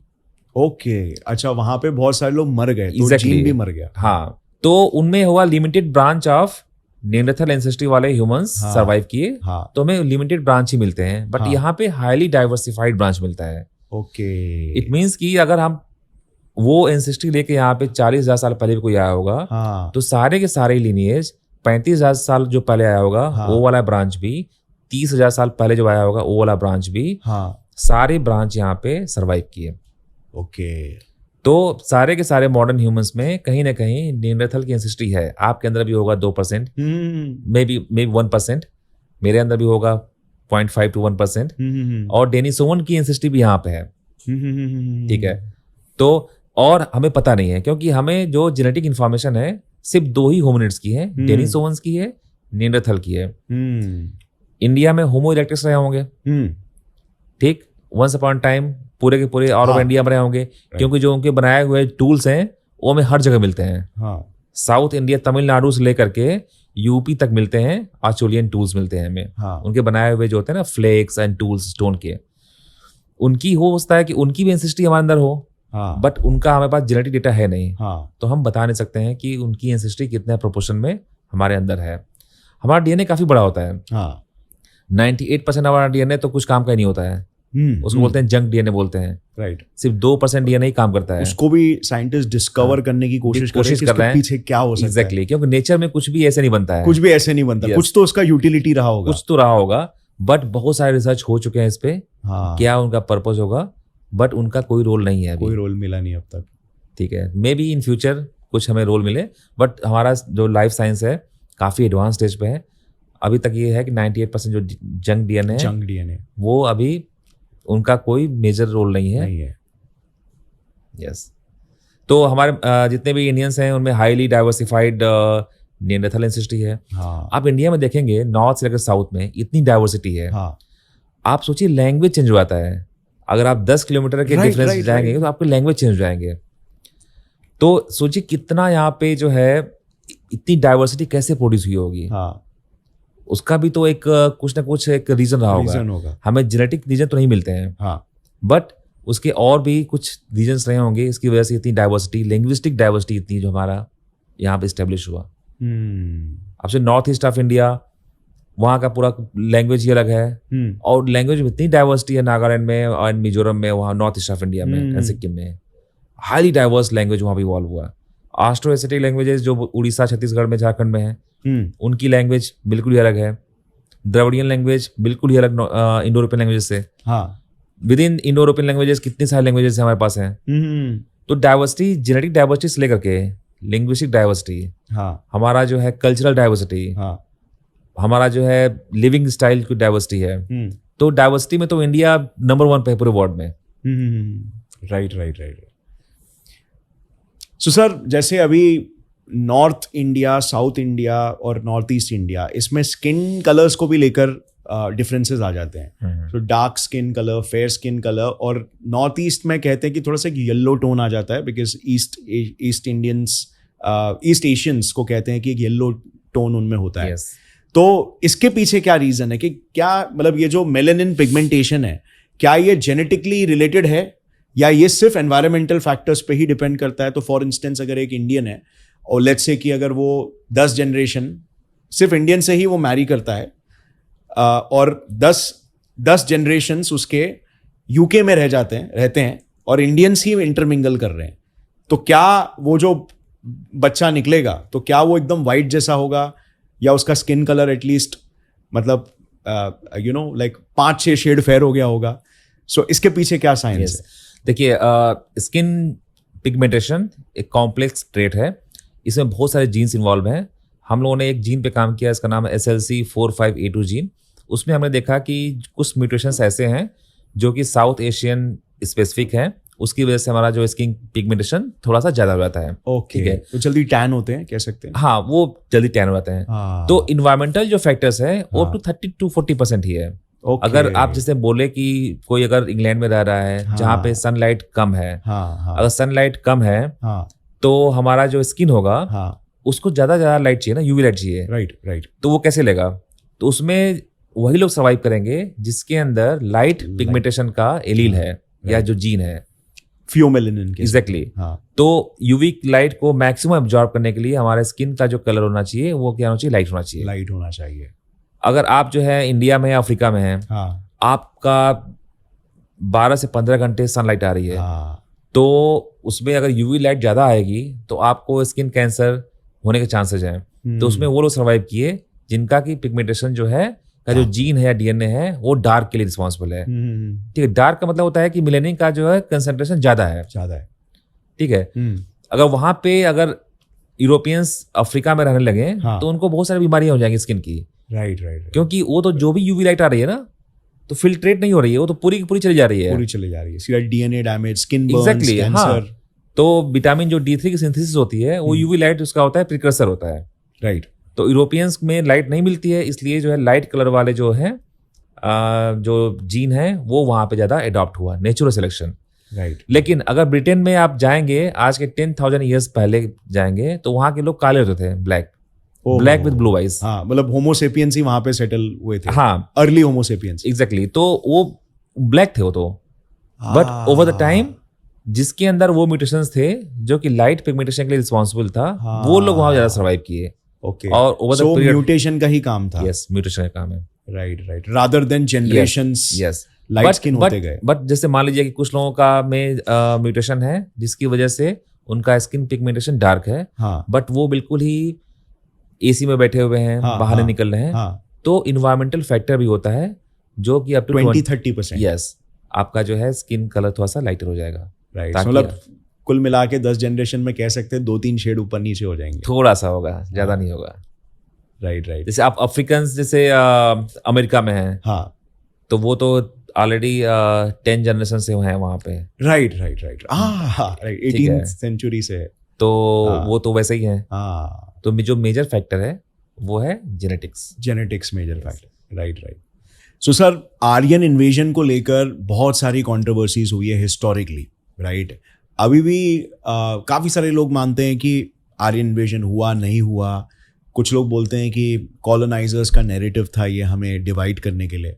बिकॉज अक्सर आप देखोगे एक चीज़ कि जो भी पावर पोजीशंस में रहे हैं और जो भी मतलब इवन आज के तारीख में भी, जैसे यूएसए जैसी कंट्री हो गई, राइट, तो उनका एक फ्रंट होता है जो कि peace, humanitarian, human values, and then अगर आप देखते हैं तो वो दूसरे कंट्रीज़ में कि वल्नरेबिलिटीज़ को एक्सप्लॉइट कर रहे हैं। जैसे ईरान, इराक में क्या वल्नरेबिलिटीज़ है। तो मेन रिसोर्स कहाँ पे, रिसोर्स का जो केंद्र है उसे एक्सप्लॉइट करने के लिए हमेशा पावरफुल कंट्रीज कोशिश करते हैं कि डिवाइसिव नैरेटिव्स क्रिएट करें, राइट। सो आर्यन इन्वेजन के केस में रियलिटी क्या है? एक साइंटिफिक पर्सपेक्टिव से, एक आर्कियोजेनेटिक पर्सपेक्टिव से अगर हम देखें तो आर्यन इन्वेजन की पूरी कहानी क्या है, और वो टाइम पे इंडिया का माहौल कैसा था जब ये कहते हैं उस दौरान कि जब साइट किया जाता है कि आर्यन इन्वेजन हुआ जो कि अलेक्जेंडर के टाइम पे हुआ था, तो वो टाइम पे इंडिया का माहौल कैसे था, क्या सिविलाइजेशन थी? तो उसके बारे में थोड़ा सा बैकग्राउंड दे सकते हैं। देखिए, Aryan invasion theory Max Muller ने 1850 में प्रपोज किया था। मैक्स मुलर एक सब्जेक्ट एक्सपर्ट नहीं थे, और उन्होंने 1850 में एक थियरी प्रपोज किया, एक हाइपोथेसिस। उसको हमारे हिस्टोरियंस 2010, 2012, 2015 तक उसको जो है पकड़ के बैठे हुए हैं। मैक्स मुलर ने जो देखा, उसकी जो ऑब्जर्वेशन थी इंडिया में, उसके हिसाब से उसने ये थियरी प्रपोज की। मैक्स मुलर को मैं कोई उसमें दोष नहीं देता हूँ, बट हमारे जो हिस्टोरियंस हैं वो विदाउट फैक्ट, ठीक है, एक 1850 में दी हुई है एक थियरी को वो एज अ प्रोपेगेंडा बना करके उसको अभी तक कंटिन्यू कर रहे हैं और अपनी रोटी सेक रहे हैं, just to please the western world. इससे बुरी बात और उससे देशद्रोह वाली बात हो ही नहीं सकती है। आप अगर जाएंगे आज के 5,000 साल पहले, आप जाइए, जितने भी एक्सकेवेशन हुए हैं देखिए, आर्कियोलॉजिकल सर्वे ऑफ इंडिया जो एक्सकेवेशन किए हैं, हाँ, आप जाके देखिए वहाँ पे, और वहाँ पे ना जाके देखिए और ना रिकॉन्स्ट्रक्ट करिए हाँ, हाँ, कि उस समय क्या रहा होगा। Right. मैं काम कर रहा हूँ, राखी गढ़ी में काम कर रहा हूँ, हाँ, ठीक है। बिंजोर हुआ एक साइट राजस्थान में, राखी गढ़ी है, हरियाणा, कुनाल है, ठीक है, फरमाना है, सनौली है। वहाँ पे इतना एक्स्ट्रा ऑर्डिनरी टाउन स्ट्रक्चर, ठीक है, अच्छे अच्छे जो है, आप उसको ना जब रिक्रिएट करेंगे तो आपको चलेगा पता कि 5,000 साल पहले हाँ, क्या उनकी टाउन प्लानिंग रही होगी। मोहनजोदारो राइट, हमारा ही तो है मोहनजोदारो। तो उस समय ये इंडस वैली का जो रीजन था, हाँ, वो सबसे एडवांस वर्ल्ड था पूरी दुनिया में। राइट, पैरेलली था मेसोपोटामिया, हाँ, वो भी पैरेलली इवॉल्व था, राइट, ठीक है। हो सकता है कि हमसे ज़्यादा इवॉल्व रहा हो, हाँ, या हो सकता थोड़ा है बहुत। थोड़ा बहुत, हाँ। ठीक है। बट ये जो 2 सेंटर्स थे वो हाँ। सबसे ज़्यादा इवॉल्व थे। केंद्र थे ये Yes. वर्ल्ड के, कह सकते हैं। और यूरोप में क्या थे, बार्बरिक ट्राइब्स थे, नोमैडिक ट्राइब्स थे उस समय। हाँ, हालांकि एग्रीकल्चर वहाँ भी एविडेंसेस मिलते हैं, राइट, ठीक है। कुछ लोग वहाँ पे एग्रीकल्चर स्टार्ट कर दिए थे वहाँ पर भी। बट इतनी एडवांस सिविलाइजेशन हाँ। नहीं थी। अब जो आर्यन इन्वेजन थ्योरी क्या है कि 2000 साल पहले हाँ, वहाँ से कुछ ग्रुप आए, हाँ, नॉलेज पावर के साथ, वाइट साइड, यस, वाइट्स आए, हाँ, और यहाँ पे इन्होंने अटैक करके डिस्ट्रॉय किया सिटीज़ को, और यहाँ पे अपनी सुप्रीमेसी को Establish. इस्टेब्लिश किया। ये कहाँ से दिखता है आपको? अगर कोई आ रहा है, मेजर माइग्रेशंस हो रहे हैं, हाँ, तो अपने साथ क्या लेके आएंगे? अपना कल्चरल मटेरियल्स लेके आएंगे, राइट, राइट, अपनी टेक्नोलॉजी लेके आएंगे, हाँ, अपने कायदे कानून लेके आएंगे। वो बिल्कुल। तो हमें कुछ दिखता ही नहीं यहाँ पे, राइट, कोई प्रूफ ही नहीं है इस चीज। कुछ भी नहीं दिखते हैं हमें तो। और जो भी इंडस वैली जब कोलैप्स हुआ, आज के 2200-2300 BCE, या उसको बोल सकते हैं BC, तो हम नहीं यूज करते हैं, आज के 4200 साल पहले मान लीजिए, जब ये कोलैप्स हुआ, हाँ, वो कोलैप्स का जो साइंटिफिक जो रीजन है वो था क्लाइमेट चेंज। हाँ, मानसून की इंटेंसिटी कम हो गई, ओके, ठीक है। तो बहुत सारे लोग वहां से मूवमेंट किए, ठीक है, Okay, मूव किए mass टुवर्ड्स, migration हो गया। मास माइग्रेशन हुआ। हाँ, बट पूरा माइग्रेशन नहीं हुआ, क्योंकि उस समय जो चैनल्स थे हाँ। वो एक्टिव थे। राइट, और आज के 5,000 साल पहले से लेकर के और 4500 साल के बीच में सरस्वती रिवर ड्राई हुई, बट उसके भी कुछ चैनल्स बचे हुए थे जहाँ पानी था, राइट, ठीक है। तो एक कंप्लीट माइग्रेशन नहीं हुआ, बट जो टाउन था जहाँ से ट्रेड होता था, ट्रेडिंग, वो टाउन जो है नहीं रहा, ठीक है। और लोग डिफरेंट डिफरेंट डायरेक्शंस में मूवमेंट स्टार्ट कर दिए विथ नॉलेज, ऋग्वेद का नॉलेज के साथ, और अपनी खेती बाड़ी की नॉलेज के साथ, अपने पशु को रखने वाले नॉलेज के साथ, क्योंकि पैस्टोरल्स तो मोस्टली कम्युनिटी थी उस समय, तो उनके साथ डिफरेंट डिफरेंट डायरेक्शन मूव किए, और वहाँ के लोकल से जाके मिक्स हुए, अडॉप्ट किए। जैसे अगर हड़प्पा से कोई मूव किया और आया गंगा प्लेन में आया, ठीक है, गंगा प्लेन में उस समय कौन लग रहे होंगे? लोकल नियोलिथिक ट्राइब्स रहे होंगे, जो सिंपल एग्रीकल्चर, जो सिंपल एग्रीकल्चर कर रहे थे, स्मेल्टिंग भी कर रहे थे। हाँ, स्मेल्टिंग मतलब कॉपर के बहुत ही एडवांस मास्टर थे वो लोग। ओके, कॉपर के तलवार बनाते थे, कॉपर के जो है होड्स थे उनके पास, हाँ, उनके अपने अपने अलग कल्चर थे। वहां से मूव किए, उन्होंने जाके वहां से मिक्स हुए, उनसे एसिमुलेट हुए, हाँ, या कुछ टाइप का उनके अंदर कुछ कॉन्ट्रैक्ट हुआ होगा, साथ में बसे, हाँ, और साथ में इवॉल्व हुए, हाँ, ठीक है। कुछ अपने कल्चर को उनको दिया, कुछ उनके कल्चर को अपने अंदर लिया, एंड साथ इवॉल्व हुए। राइट, इसीलिए तो हमारे अंदर इतनी डाइवर्सिटी हुई पूरे इंडिया में। हाँ, उसका रीजन यही है कि movement, migrations and then settlement. अभी क्या बोलते हैं, आर्यंस आए, पहले बोलते थे कि 2500 BC में आए, हाँ, अब बोलते हैं, बाद में बोले 2000 BC में आए, हाँ, फिर कुछ बोलते हैं कि 1500 BC में आए, हाँ, और जैसे जैसे आर्यन आए उनका ऋग्वेद का डेट भी यंगर होता गया। हाँ, जब आर्यन आए क्योंकि उसी थियरी से जुड़ी हुई है वो। तभी ऋग्वेद बना, हाँ। ऋग्वेद तभी कंपाइल हुआ, हाँ, ठीक है। तो ये पूरा का पूरा बोगस थियरी है। हाँ, इसके पीछे हो सकता है कि आर्यन आए हों, हाँ, हो सकता है कि ऋग्वेद और उन्होंने कंपाइल किया हो, हाँ, बट क्या एविडेंस है आपके एविडेंस पास? क्या है? हाँ, हमारे पास तो 100 एविडेंस है जो हम प्रूव कर सकते हैं कि जितनी भी यहाँ पे नॉलेज थी, एग्रीकल्चर नॉलेज से लेकर के, और जो यहाँ पे जो पॉटरी की नॉलेज थी, कॉपर जो स्मेल्टिंग का जो टेक्नोलॉजी थी, हाँ। सब कुछ सब इंडिजिनस है। इंडिजिनस है। जब सब कुछ इंडिजिनस है तो कहाँ से, कौन से हाइपोथेटिकल आर्यन आए यहाँ पे? हाँ, सेंट्रल एशियंस आए, यूरोपियंस आए इंडिया में, हमसे मिक्स हुए, सबके अंदर उनकी एंसेस्ट्री है। हाँ, ठीक है, वो आए बट ग्रेजुअली आए, नेचुरल माइग्रेशन, नेचुरल माइग्रेशन है। हाँ। वैसे तो इंडस वैली के लोग भी वहाँ गए, मेसोपोटामिया में गए, हमें जेनेटिकली मिलता है। ईरान में गए, तुर्कमेनिस्तान में गए, वहां पे मिलते हैं, हमें जेनेटिकली एविडेंसेस मिलते हैं उस समय टाइम पीरियड में। मैच्योर हड़प्पा 2300-2400 BC के आसपास, यहाँ से लोग गए वहां पे, उनकी एंसेस्ट्री मिलती वहां पे। तो मूवमेंट तो दोनों तरफ था ना। Right right right. भाई वो तो लैंड लॉक रीजन्स हैं, तो वो मूवमेंट नहीं करेंगे। हाँ, अगर हमने यहाँ पे तलवार बनाने की कला सीखी, तो तलवार तो वो हम उसको वहां पे ट्रेड करेंगे ना, एक्सपोर्ट करेंगे। बिल्कुल बिल्कुल बिल्कुल। तो ऐसे तो मूवमेंट था ही वहां पे, ओपन बॉर्डर्स थे हर Exactly. जगह पे, और मूवमेंट तो था ही वो टाइम। हमें सनौली में मिले हैं, रथ मिला है, मतलब वॉर चैरियट मिले हैं, हाँ। वेल मतलब डेकोरेटेड चैरियट, हाँ, जो कि वॉर चैरियट है। उसकी डेट जाती है 2100 BC। ओके। ठीक है, और वो का पूरा जो इंडिजिनस था, हाँ, उस चैरियट के साथ जो भी सोल्जर है वो इंडिजिनस है, यहाँ का है। ओहो, ओके। तो कब आ गए आर्यन? हाँ और जो वार चैरियट है तो डेफिनेटली वो हॉर्स ड्रिवन है। हाँ घोड़ा भी था उस समय 2100 BC में, 2200 BC में। हाँ। तो कब आगे 1500 BC में आर्यंस घोड़े पे बैठ करके यहाँ पर अटैक कर दिए।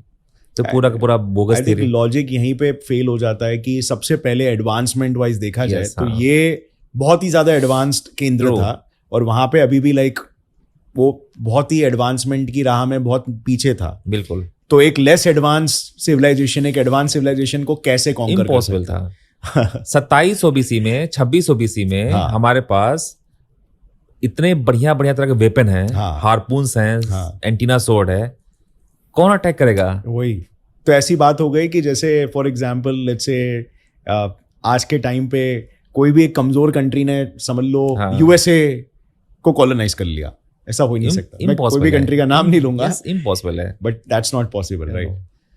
सो वही है सर कि लाइक आई थिंक मतलब इसके जरिए एक अपना नैरेटिव बिठाना, बिकॉज अगर आप देखेंगे तो यूएस भी काफी तरीके से ऐसे ही करता है। Yes. लाइक वो देखिए, वल्नरेबिलिटीज को yes. एक्सप्लॉइट करना कह सकते हैं। हमारे हिस्टोरियंस ने नैरेटिव सेट किया।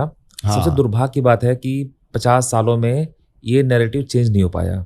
हाँ। हमने एक इस पे जो साइंटिफिक स्टडी पब्लिश की थी, जिसमें हमने फर्स्ट टाइम प्रूव किया था कि जो इंडस वैली के लोग थे वो इंडिजिनस हैं। हाँ उनकी जो एंसेस्ट्री है आज के इंडिया में सबके अंदर है। हाँ ठीक है, इंडस वैली की एंसेस्ट्री आपके अंदर भी है, हमारे अंदर भी है। Right. ये भी हमने प्रूफ किया। हमने ये भी प्रूफ किया कि जो एग्रीकल्चर सिस्टम है वो भी इंडिजिनस है। खेती बाड़ी भी 3000 BC में या 5000 साल पहले इंडिजिनस खेती बाड़ी थी, वो भी उन्हें प्रूफ किया। बट ये जो नैरेटिव सेट किया गया है उसको मानने वाले जो लोग हैं वो या तो बायस्ड हैं, या तो जो है वो इन्फ्लुएंस्ड हैं, बिके हुए या तो जो है इतनी जो बड़ी बड़ी जो साइंटिफिक फाइंडिंग्स हो रही हैं आप उसको पढ़िए, उसको समझने की कोशिश करिए। हाँ और हमारा इस पेपर को साइट करते हुए एनसीईआरटी के जो बुक हैं, बुक चैप्टर्स, हाँ। उसमें आर्यन एवियर थ्योरी को जो है खत्म कर दिया गया है। ओहो, big win for Yes. Us. So sir I think ये चीज ना इंडियंस को भी एक सेल्फ कॉन्फिडेंस से भर देगी। बिकॉज क्या है कि हमेशा हमें सिस्टमैटिकली यही बताया गया कि यार जो भी डिस्कवरीज हो रहे हैं वो फॉरेन में हो रहे हैं, वो हमसे ज़्यादा सुपीरियर है, वो हमसे आगे है टेक्नोलॉजिकली। सो अभी अगर देखा जाए तो अगर आर्यन, अभी ऑब्वियसली उन्होंने आर्यन इन्वेजन जो हड़प्पा मोहनजोदारो सिविलाइजेशन था, इंडस वैली सिविलाइजेशन, वो लोग ने जब भी माइग्रेट किया तो वो लोग इंडिया में ही आए Yes. वापस से, और इंडियंस के साथ मिक्स हुए। Yes. तो उनके जीन्स हम में भी है। Yes. तो वो सिविलाइजेशन जो आज से 5-6 हजार साल पहले इतने आगे थी, तो आज इंडिया क्यों नहीं आगे जा सकता है? हम उन्हीं के तो डिसेंडेंट्स है यस बेसिकली। यस, देखिए हम मानते हैं कि आज के कॉन्टेक्स्ट में इंडिया जो है यूरोप एंड अमेरिका से कॉम्पिटिट नहीं कर पा रहा है। हाँ। बहुत सारे जो है सेक्टर्स में, साइंस टेक्नोलॉजी में भी, बट हम जो है उनसे बहुत पीछे नहीं है अभी। राइट। हम बहुत ही तेजी से आगे बढ़ रहे हैं। हाँ और हो सकता है कि आने वाले 10-20 साल में हम उनको पूरा का पूरा टक्कर दें। बिल्कुल। ठीक है, किसी भी सेक्टर में हम उससे पीछे नहीं है। बट हमारी कुछ प्रॉब्लम्स हैं। पहली प्रॉब्लम है पॉपुलेशन, दूसरा प्रॉब्लम है हमारा जो हेल्थ इश्यूज, हाँ। वो भी काफी बड़ा प्रॉब्लम है जो लोगों को अभी दिख नहीं रही है। जो मेजर जो इकोनॉमी का जो पैसा जो है ना वो हेल्थ सेक्टर में ही लगने वाला है, चाहे गवर्नमेंट का है पैसा हो चाहे आपका पैसा हो। ठीक है, वो भी एक बहुत बड़ा फैक्टर आने वाला है फ्यूचर में। और भी बहुत सारे इंटरनल रीजन्स हैं, मैं उस पर नहीं बात जाना चाहता हूँ, बट पॉपुलेशन एक बहुत बड़ा फैक्टर है। तो सर आप कह रहे हैं कि बहुत ज्यादा पैसा आगे हेल्थ में लगने वाला है, तो उसके पीछे रीजन क्या है? मतलब क्या आज के तारीख में ऐसी चीजें हो रही है जो कि अंदर ही अंदर से कॉमन इंसान को खा रही है, लेकिन हमें उसके बारे में नहीं मालूम? यस, देखिए बहुत सारी ऐसी बीमारियां हैं जो कि जैसे डायबिटीज़, आप उसका देखिए किस रेट से डायबिटीज़ बढ़ रहा है इंडिया में, ठीक है। दूसरा है कि कैंसर का प्रिवलेंस बहुत ही तेज़ी से बढ़ रहा है इंडिया में। उसके रीजंस बहुत सारे हो सकते हैं, जेनेटिक भी एक उसमें रीज़न है, दूसरा स्ट्रेस है, इन्वायरमेंटल है, स्ट्रेस है, बहुत सारे फैक्टर्स हैं। पांचवा छठवां फैक्टर ये भी है कि हाईली एंडोगैमस सोसाइटी। तो मैं तो बात करूंगा सिर्फ हाईली एंडोगैमस सोसाइटी, जिसकी जो कि इंडिया की 40 to 50% ऐसी पॉपुलेशंस हैं जो कि हाईली एंडोगैमस हैं। पूरे दुनिया में उतने एंडोगैमस कोई नहीं है, कोई पॉपुलेशन नहीं है, राइट। तो वो भी एक बहुत बड़ा फैक्टर है। तो इकोनॉमिक बर्डन हेल्थ सेक्टर में बहुत ही ज़्यादा होने वाला है। तो सर ये एंडोगेमी का थोड़ा सा क्या बता सकते हैं कि ये जेनेटिकली मतलब एक जीन के लेवल पे क्यों एक वल्नरेबिलिटी क्रिएट करता है, और अगर एक एंडोगेमस मैरिज होता है तो फिर ऐसा क्यों है जेनेटिक लेवल पे कि वो बच्चा जो है वो ज्यादा प्रोन हो जाएगा जेनेटिक बीमारियों के लिए? क्या लिंक है उसका? मान लीजिए कि एक म्यूटेशन हुआ, डीएनए में चेंज हुआ मेरे अंदर, ठीक, तो वो म्यूटेशन जाएगा हमारे बच्चे में। तो वो म्यूटेशन क्या रहेगा? हेट्रोजीनस रहेगा, मतलब कि एक डीएनए की एक कॉपी में म्यूटेशन है, दूसरा वाला सही है, वहां म्यूटेशन नहीं है। ओके, ठीक। जब वो म्यूटेशन दोनों डीएनए में आ जाएगा तब वो होगा खतरनाक, ठीक है। मान लीजिए मेरे अंदर हो गया, मेरे बच्चे में गया, पास ऑन हुआ, मेरा बच्चा कहीं और शादी किया, उसी कम्युनिटी में ही, ठीक है। तो हमारे जो 10 जनरेशन बाद जो होगा म्यूटेशंस, अच्छा, ठीक है, वो 50 लोगों में हो जाएगा। 50 जनरेशन के बाद क्या हो जाएगा म्यूटेशन? वो हो जाएगा 2500 लोगों में, ठीक है, घूमने लगेगा। यस। और 30वें जनरेशन के बाद हो सकता है कि हमारे डिसेंडेंट 2 लोग शादी कर लें, 2 लोग मिल जाए, तो अब क्या हुआ? म्यूटेशन क्या हो गया? कंप्लीट, दोनों कॉपी में आ गया ना। तो अब जो है वो इफेक्ट करेगा। तो वही हुआ है, हमारे 30 जनरेशन पहले जो म्यूटेशंस हैं वो हमारे अंदर भी हैं, और वही म्यूटेशंस हमारे पार्टनर में भी है। अब वो मिल गया, उसके मिलने के चांसेस 10% हो गया, 15% हो गया, तो उसमें जो है म्यूटेशंस हो गया रिसेसिव, मतलब जो कि अब जो है असर दिखाएगा। तो सबसे बड़ा अभी जेनेटिक बीमारियों में यही हमारे अंदर है, एंडोगैमस बेस्ड म्यूटेशंस या एंडोगैमस बेस्ड जो शादियां हो रही हैं उसकी वजह से जो म्यूटेशंस हो रहे हैं वो मोस्टली क्या हो गए हैं? रिसेसिव हो गए हैं। अगर 5% लोगों में भी हो गया रिसेसिव म्यूटेशंस, तो हमारी आबादी अगर है 100 करोड़ की, तो 5 करोड़ लोग बीमार पड़ेंगे, तो सोचिए कितना बड़ा इकोनॉमिक बर्डन होगा गवर्नमेंट के ऊपर। राइट। और इस बारे में आई थिंक लेकिन जिस तरीके से प्रथा है तो अवेयरनेस आना चाहिए। तो मैं इवन लोगों को लगता है कि मेरे साथ ऐसा नहीं होगा। राइट। इंडिया में लोग यही सोचते हैं, आप कितना भी पैसा कमाओ, आप वेल्दी हो, तब भी लगेगा नहीं मेरे साथ नहीं होगा ऐसा। बहुत ही कैजुअल लोग होते हैं, सारी चीजें डिस्टिंक्ट लगती है। एग्जैक्टली, नहीं मेरे साथ ऐसा नहीं होगा, बट जब होता है तब लोग पछताते हैं। राइट। तो मैं तो ये रिकमेंड करूंगा, जो लोग भी यहाँ व्यूअर्स हैं जो अफोर्ड कर सकते हैं, आप जेनेटिक टेस्टिंग कराइए। उसको बोलते हैं IBD score, identity by descendant. आप लोग 2 लोग कितने क्लोज हो जेनेटिकली, आप देख लो। मैं ये नहीं बोल रहा हूं कि आप शादी मत करो, आप शादी करो, बट आप ध्यान रखो कि अगर आपने शादी करना है तो जल्दी कर लो, क्योंकि एज के साथ म्यूटेशंस भी बढ़ते रहते हैं। क्योंकि एक जो होता है फीमेल में, वो एम्ब्रियो में ही बन जाता है। तो अगर कोई फीमेल 20 साल में अगर बच्चा कर रही है, वही फीमेल 40 साल में बच्चा कर रही है, तो 40 साल के एज में म्यूटेशंस जो होंगे उसके एग में वो ज़्यादा होंगे। ओके, इसीलिए ऐसे कहते हैं कि जो ओल्डर वुमेन बच्चा पैदा करती है तो डिफॉर्म्ड होने के चांस बढ़ जाते हैं। तो अगर आपको जो है इस टेस्ट का ये फायदा होगा कि आप अपना नेक्स्ट जनरेशन को इम्प्रूवमेंट के लिए आप कुछ कर पाओगे, आपके पास टाइम होगा। ठीक, आप बच्चे जल्दी कर लो। अगर आपके अंदर जेनेटिक होमोजेनिटी ज़्यादा है दोनों के बीच में, तो आप जेनेटिक काउंसलिंग कर लो। बच्चा होने से पहले आप उनकी टेस्टिंग करा लो कि कुछ म्यूटेशंस तो नहीं है उनके अंदर, सीवियर या लीथल म्यूटेशंस तो नहीं है, वो आप देख सकते हो। तो आप ओवरऑल मैनेजमेंट कर सकते हैं। सो सर कुछ और कम्युनिटीज भी है, जैसे मुस्लिम कम्युनिटीज हो गए, इवन ज्यूज, वो भी काफी कट ऑफ रहते हैं वर्ल्ड से। मुस्लिम्स हो गए, पारसीज हो गए, तो इनके केस में क्या है कि क्या एक टिपिकल इंडियन हिंदू के मुकाबले इनके चांसेस कम है ऐसे म्यूटेशंस के, या क्या? यस, पारसी में हमने काम किया है। पारसी की पॉपुलेशन थी 1 लाख के आसपास 92 में। हाँ, उनकी पॉपुलेशन काफ़ी तेज़ी से डिक्लाइन कर रही है। ये बहुत ही वरीसम की बात है, क्योंकि इतनी ऐसी कम्युनिटी जो इंडिया के लिए काफ़ी कंट्रीब्यूट की है। हाँ, and I am really proud of Parsis मेरे दिल में बसते हैं। इतनी अच्छी कम्युनिटी मैं उनको अपना हीरो मानता हूँ। उनकी पॉपुलेशन बहुत तेज़ी से डिक्लाइन कर रही है। उसमें भी हमने देखा काफ़ी उनके अंदर भी जेनेटिक होमोजेनिटी है। तो जेनेटिक काउंसलिंग की काफ़ी ज़रूरत है उनके अंदर भी, एंड जेनेटिक अवेयरनेस। पारसीज तो काफ़ी वेल्दी भी होते हैं, उनको भी मैं ये सजेशन दूंगा कि जेनेटिक अवेयरनेस को थोड़ा सा और ज़्यादा जो है वो बढ़ाएं, क्योंकि पॉपुलेशन अभी कितने 48-50,000 के आसपास है Parsis. One of the smallest community in the world. Minorities के भी माइनॉरिटीज। यस, ज्यूस में क्या है, केरला ज्यूस में मैंने काम किया है। ज्यूस में ज्यूस मिक्स हो चुके हैं लोकल केरलाइट से। ओके, तो वो उतने वल्नरेबल नहीं है कंपेयर टू पारसीज, क्योंकि पारसीज अभी भी काफ़ी एंडोगैमस है। हाँ, अब हमारे यहाँ पे जैसे कुंडलीज का कल्चर है, ये सब है, एस्ट्रोलॉजी करवाते हैं, ग्रह नक्षत्र दिखवाते हैं। यार आई थिंक एक अपना जेनेटिक मैपिंग निकाल देना, ये सारी चीजें को भी एक प्रायोरिटी मिलनी चाहिए इन सबसे ज्यादा। राइट, बिकॉज अगर आई थिंक फॉरेन कंट्रीज में यही होता रहेगा, राइट? जो हमसे एडवांस कंट्रीज है वो लोग इन्हीं चीजों पे ज्यादा बिलीव करते हैं और रिजल्ट्स भी उतने ही एक्यूरेट निकल कर आते हैं। ट्रू।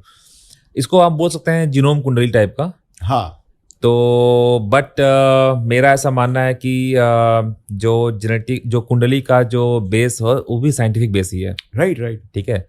बट मैं जब देखता हूँ कि दो लोगों की कुंडली मिल ही जाती है, हाँ, ठीक है, उसमें 32 किसी के 32 गुण मिलते हैं, किसी के 20 गुण मिलते हैं, हाँ, 20 कैरेक्टर मिलते हैं, तो बट दोनों ही शादी करते हैं, 32 वाला भी करता है, 20 वाला भी करता है। हाँ, ठीक है। बहुत ही कम ऐसे केसेस होते हैं जिसमें कि कुंडली मैच नहीं होती है। कुंडली अगर मैच नहीं भी हो रही है तो एक सोल्यूशन होता है कि आप ऐसे कर लो, इसका अल्टरनेटिव है बस शादी आप उससे कर लो। उसको थोड़ा सा अवॉइड करना चाहिए। अगर आप बहुत ही सीरियसली आप चाह रहे हैं कि आपका फ्यूचर अच्छा हो, बच्चे हेल्दी हो, तो जेनेटिक कुंडली को ज़्यादा विश्वास करें। हार्ड कोर जो कुंडली है उस पर उतना विश्वास नहीं करें।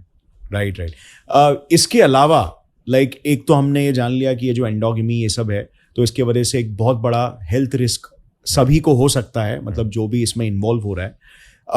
इसके अलावा लाइक अगर हम फूड की बात करें तो आजकल डायनामिक्स एकदम बदल गया है। हैवी आप देखेंगे एक कॉर्पोरेटाइजेशन हो चुका है सारी चीज़ों का, और इकोनॉमिक प्रॉफिट्स के लिए यहाँ पे बहुत सारे जो कंपनीज है वो मैस लेवल पे फूड्स को प्रोड्यूस कर रहे हैं। हमारा एक डाइट हुआ करता था पहले जब हम हंटिंग एंड गैदरिंग करते थे, उसके हिसाब से हमारे पेट के जो माइक्रोब्स थे और पूरा जो इकोसिस्टम था वो उस तरीके से इवॉल्व हुआ था। लेकिन आज हमारी फूड हैबिट्स पूरी तरीके से बदल चुकी है। अभी तो कंपनीज लाइक स्विगी जोमेटो आ गए जहाँ पे एक ही बटन पे सीधा खाना आपके पास आ जाता है जो आपको चाहिए।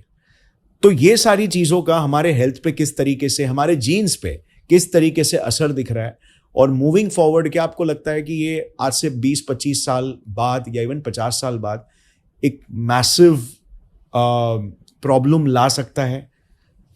बहुत सारे जो आपने बताया इस तरह के जो कैन बेस्ड प्रोडक्ट्स हैं या जो स्विगी एंड प्रोसेस्ड फूड जो है, उसमें अभी रिसेंटली एक रिपोर्ट आई है जो एक्सपोर्ट्स हो रहे हैं यहाँ से, उसमें 130 के आसपास आइटम्स जो हैं उसको लिस्ट किया गया है। यूरोपियन कंट्रीज ने, यूरोपियन यूनियन ने उसको लिस्ट किया है as a carcinogen, potential carcinogen. Right. तो ये तो मैं उसको कार्सिनोजन नहीं बोलूंगा, मैं तो बोलूंगा पॉइजन है वो। हो। जैसे मैंने बोला ना कि जीन भी बूढ़ा होता है। हाँ। आप उसको जल्दी बूढ़ा कर दोगे। हाँ। पहला काम कि आप जो नेचुरल खाना है आप वो नहीं खा रहे हो। राइट। प्रोसेस फूड तो इवन नेपाली नहीं खाते हैं। हाँ। नेपाल के लोग भी नहीं खाते हैं प्रोसेस फूड। हाँ। आप नेपाल से सीख लीजिए, हाँ। आपके पड़ोस में ही है। अफगानिस्तान के लोग नहीं खाते हैं, राइट। पाकिस्तानी नहीं खाते हैं। हाँ। बट इंडिया में इतना इसका जो है हाइप हो गया है हाँ। कि टेस्ट के लिए, टेस्ट बर्ड्स के लिए या इजीनेस के लिए लोग जो है प्रोसेस फूड को अडॉप्ट कर लिया उन्होंने। या तो सिंपली फॉरेन की नकल या यूएस में, बट यूएस में वैसे रेगुलेशंस भी है। यूएस में रेगुलेशन है। अगर यूएस में अगर कुछ भी एफडीए के आपने वायोलेशन कर रहे हैं या यूरोप में, हैवी पेनल्टी, तो हैवी पेनल्टी है। हाँ। आपकी कंपनी को बैन कर दिया जाएगा, बैंकरप्ट हो जाएगी पूरी। आप यूरोप के जो एग्स होते हैं ना, अंडे, हाँ। उनके जो बर्ड्स होती हैं, हेन्स होती हैं, वो उस पर लिखा होता है कि 30 मीटर का फ्लाइंग रेंज है। वो बर्ड्स उड़ती भी हैं। ओहो। ठीक है, मतलब फिट होने यस, से वहां पे एंटीबायोटिक, वहां पे स्टेरॉइड्स, हाँ। सबका एक लिमिटेशंस है कि आप इससे ज्यादा नहीं दे सकते हैं। राइट। तो आप तुलना नहीं कर सकते हैं। इंडिया में जो सीन चल रहा है अभी, हम रियली लिटरली पॉइजन खा रहे हैं। आप अगर एक समोसा खाते हैं, उस समोसा में क्या है? मैदा है। हाँ। उस मैदे में जो पाम ऑयल यूज किया गया है, उस पाम ऑयल में भी क्या क्या मिलाया गया है, कैसे प्रोसेस किया गया है, और कितने बार रिसाइकल किया है। मैं देखा हूँ दिवाली होली में जो हम मिठाइयाँ खाते हैं, पूरा का पूरा कार्सिनोजन है वो। आप कैंसर कॉजिंग एजेंट खा रहे हैं आप। और जब हाल ही में भी सर कर्नाटका गवर्नमेंट, तमिलनाडु और गोवा, आई थिंक इन्होंने बैन किया रोडोमाइन भी और कार्मोजाइन सब्सटेंसेस को रेड कलरिंग के लिए यूज किया जा रहा था। वो जो बुढ़ी के बाल होते हैं, कैंडी फ्लॉस, और इवन जो गोभी मंचूरियन होते हैं, तो उसमें यूज किया जा रहा था, जो कि स्केड्यूल्ड, मतलब प्रूवन टू बी कार्सिनोजेन है। ट्रू। तो हम वो स्ट्रीट में मिल रहा है। एक तो पहला ये है कि फिजिकल एक्टिविटी वो हम नहीं करते हैं। हमें अपने उस सीखना चाहिए एंसेस्टर्स से। पूरे मैमेलियन सिस्टम में जितने मैमल्स हैं, ठीक है, हजारों मैमल्स हैं, उसमें सिर्फ ह्यूमन ही ऐसा एक स्पीसीज है जो कि अपने मसल्स का यूज नहीं कर पाता है। ह्यूमन का जो इवोल्यूशन हुआ है ना, पता है कितना हम रन कर सकते हैं? इवोल्यूशन 10,000 ईयर्स पहले आप जाएंगे तो हमारी जो रनिंग कैपेसिटी थी वो थी 120 किलोमीटर रन कर सकते थे एक दिन में। राइट सर, ये वही होमो इरेक्टस का जो दौर था, आई थिंक। हम जब शिकार करते थे ना, हमारे एंसेस्टर्स, तो वो जो होते थे, जो एनिमल्स होते थे, उनको थका के शिकार करने का हमारे अंदर वो था, एग्जैक्टली, स्टैमिना था। Yes, right. आप सोचिए कि अगर 100 लोगों को बुलाया जाए, 30 से 40 के एज के बीच के लोगों को, उनसे बोला जाए कि आप 2 किलोमीटर दौड़िए with average speed of 10 kilometre per hour, कौन दौड़ पाएगा? बिल्कुल। हमें कुछ सीखना नहीं है लोगों से, हमें आप सीखिए एंसेस्टर्स से। हमारे 100 साल पहले के जो लोग थे और जो 3000 साल पहले के लोग थे, कोई डिफरेंस नहीं है इंडिया में। राइट। जो हमारा डाइट था ना 100 साल पहले, एग्जैक्टली वही था जो 3000 साल पहले था। हमने देखा उसको। C4 प्लांट्स, मिलेट्स मोस्टली, सावा, कोदा, मिलेट्स होता है ना, बार्ले, वो आप खाइए। हम वैसे खाने को खाकर इवॉल्व हुए हैं और लास्ट 5000 ईयर्स टू प्रेजेंट। हमने पूरा का पूरा स्विच ओवर कर दिया। एक बार किया स्विच ओवर, कब किया? 5000 साल पहले चेंज किया डाइट। दूसरा चेंज कब किया? 30 साल पहले, 40 साल पहले। कॉर्पोरेट जो ये, और हमारा जो होता है फिजिकल जो एक्सरसाइजेज हैं, हमारे जो मसल्स हैं, हमारा मान लीजिए पेट में जो हमारी मिजेंट्रीज हैं, जो कि आर्गन्स को एक दूसरे से पकड़ी हुई हैं, वो उस मिजेंट्रीज जो मसल्स होती हैं, उसका एक्सरसाइज जो है कभी हो ही नहीं पाता है। जो लोग बैठ के काम करते हैं, दौड़ते भागते नहीं है, उन मसल्स में कभी एक्सरसाइज वो फील करती ही नहीं है वो। Right sir. इवन अभी जैसे आज का जो टाइम हो गया, पूरा सीडेंटरी वर्क हो गया है। कॉर्पोरेट कल्चर आने के बाद एवरी 9 to 5 वाला जो हिसाब हो गया है। लेकिन इवन बहुत छोटी छोटी चीज है, जैसे हमारे ऑर्गन्स के बीच का भी जो कम्युनिकेशन है, वो बहुत ही ज्यादा डिपेंडेंट है हमारी फिजिकल एक्टिविटी में। तो फॉर एग्जाम्पल रनिंग का लिंक पाया गया है कि वो आपकी मेमोरी को स्ट्रॉन्ग करता है। तो आपके बोन्स से जब उन पे प्रेशर आता है जब आप भागते हो, बिकॉज ये उसी तरीके से हम 120 किलोमीटर जो एक रेंज में भागते थे, उतना टाइम, तो आपके जब बोन्स पे जब प्रेशर आता है बेसिकली, तो कुछ मैकेनिज्म्स ट्रिगर होते हैं, एंड में ऑस्टियोकैल्सिन करके एक वो है, वो आपके दिमाग में जाता है, एग्जैक्टली हार्मोन, और फिर वो आपके ब्रेन को मतलब ब्रेन में मेमोरी को स्ट्रॉन्ग करता है। वो कनेक्शंस, न्यूरॉन्स के कनेक्शंस को स्ट्रॉन्ग करता है। तो मतलब हमारा बॉडी बना ही इस तरीके से है कि उस टाइम पे जो हम काम करते थे, उस टाइम पे जैसे हम जीते थे, वो उस हालातों में ऑप्टिमम परफॉर्म करता था। और आज पूरी वर्ल्ड चेंज हो चुकी है, हमारा डाइट, हमारा लाइफस्टाइल। सो आई थिंक ये काफी कंसर्निंग है, बहुत कम लोग रियलाइज करते हैं।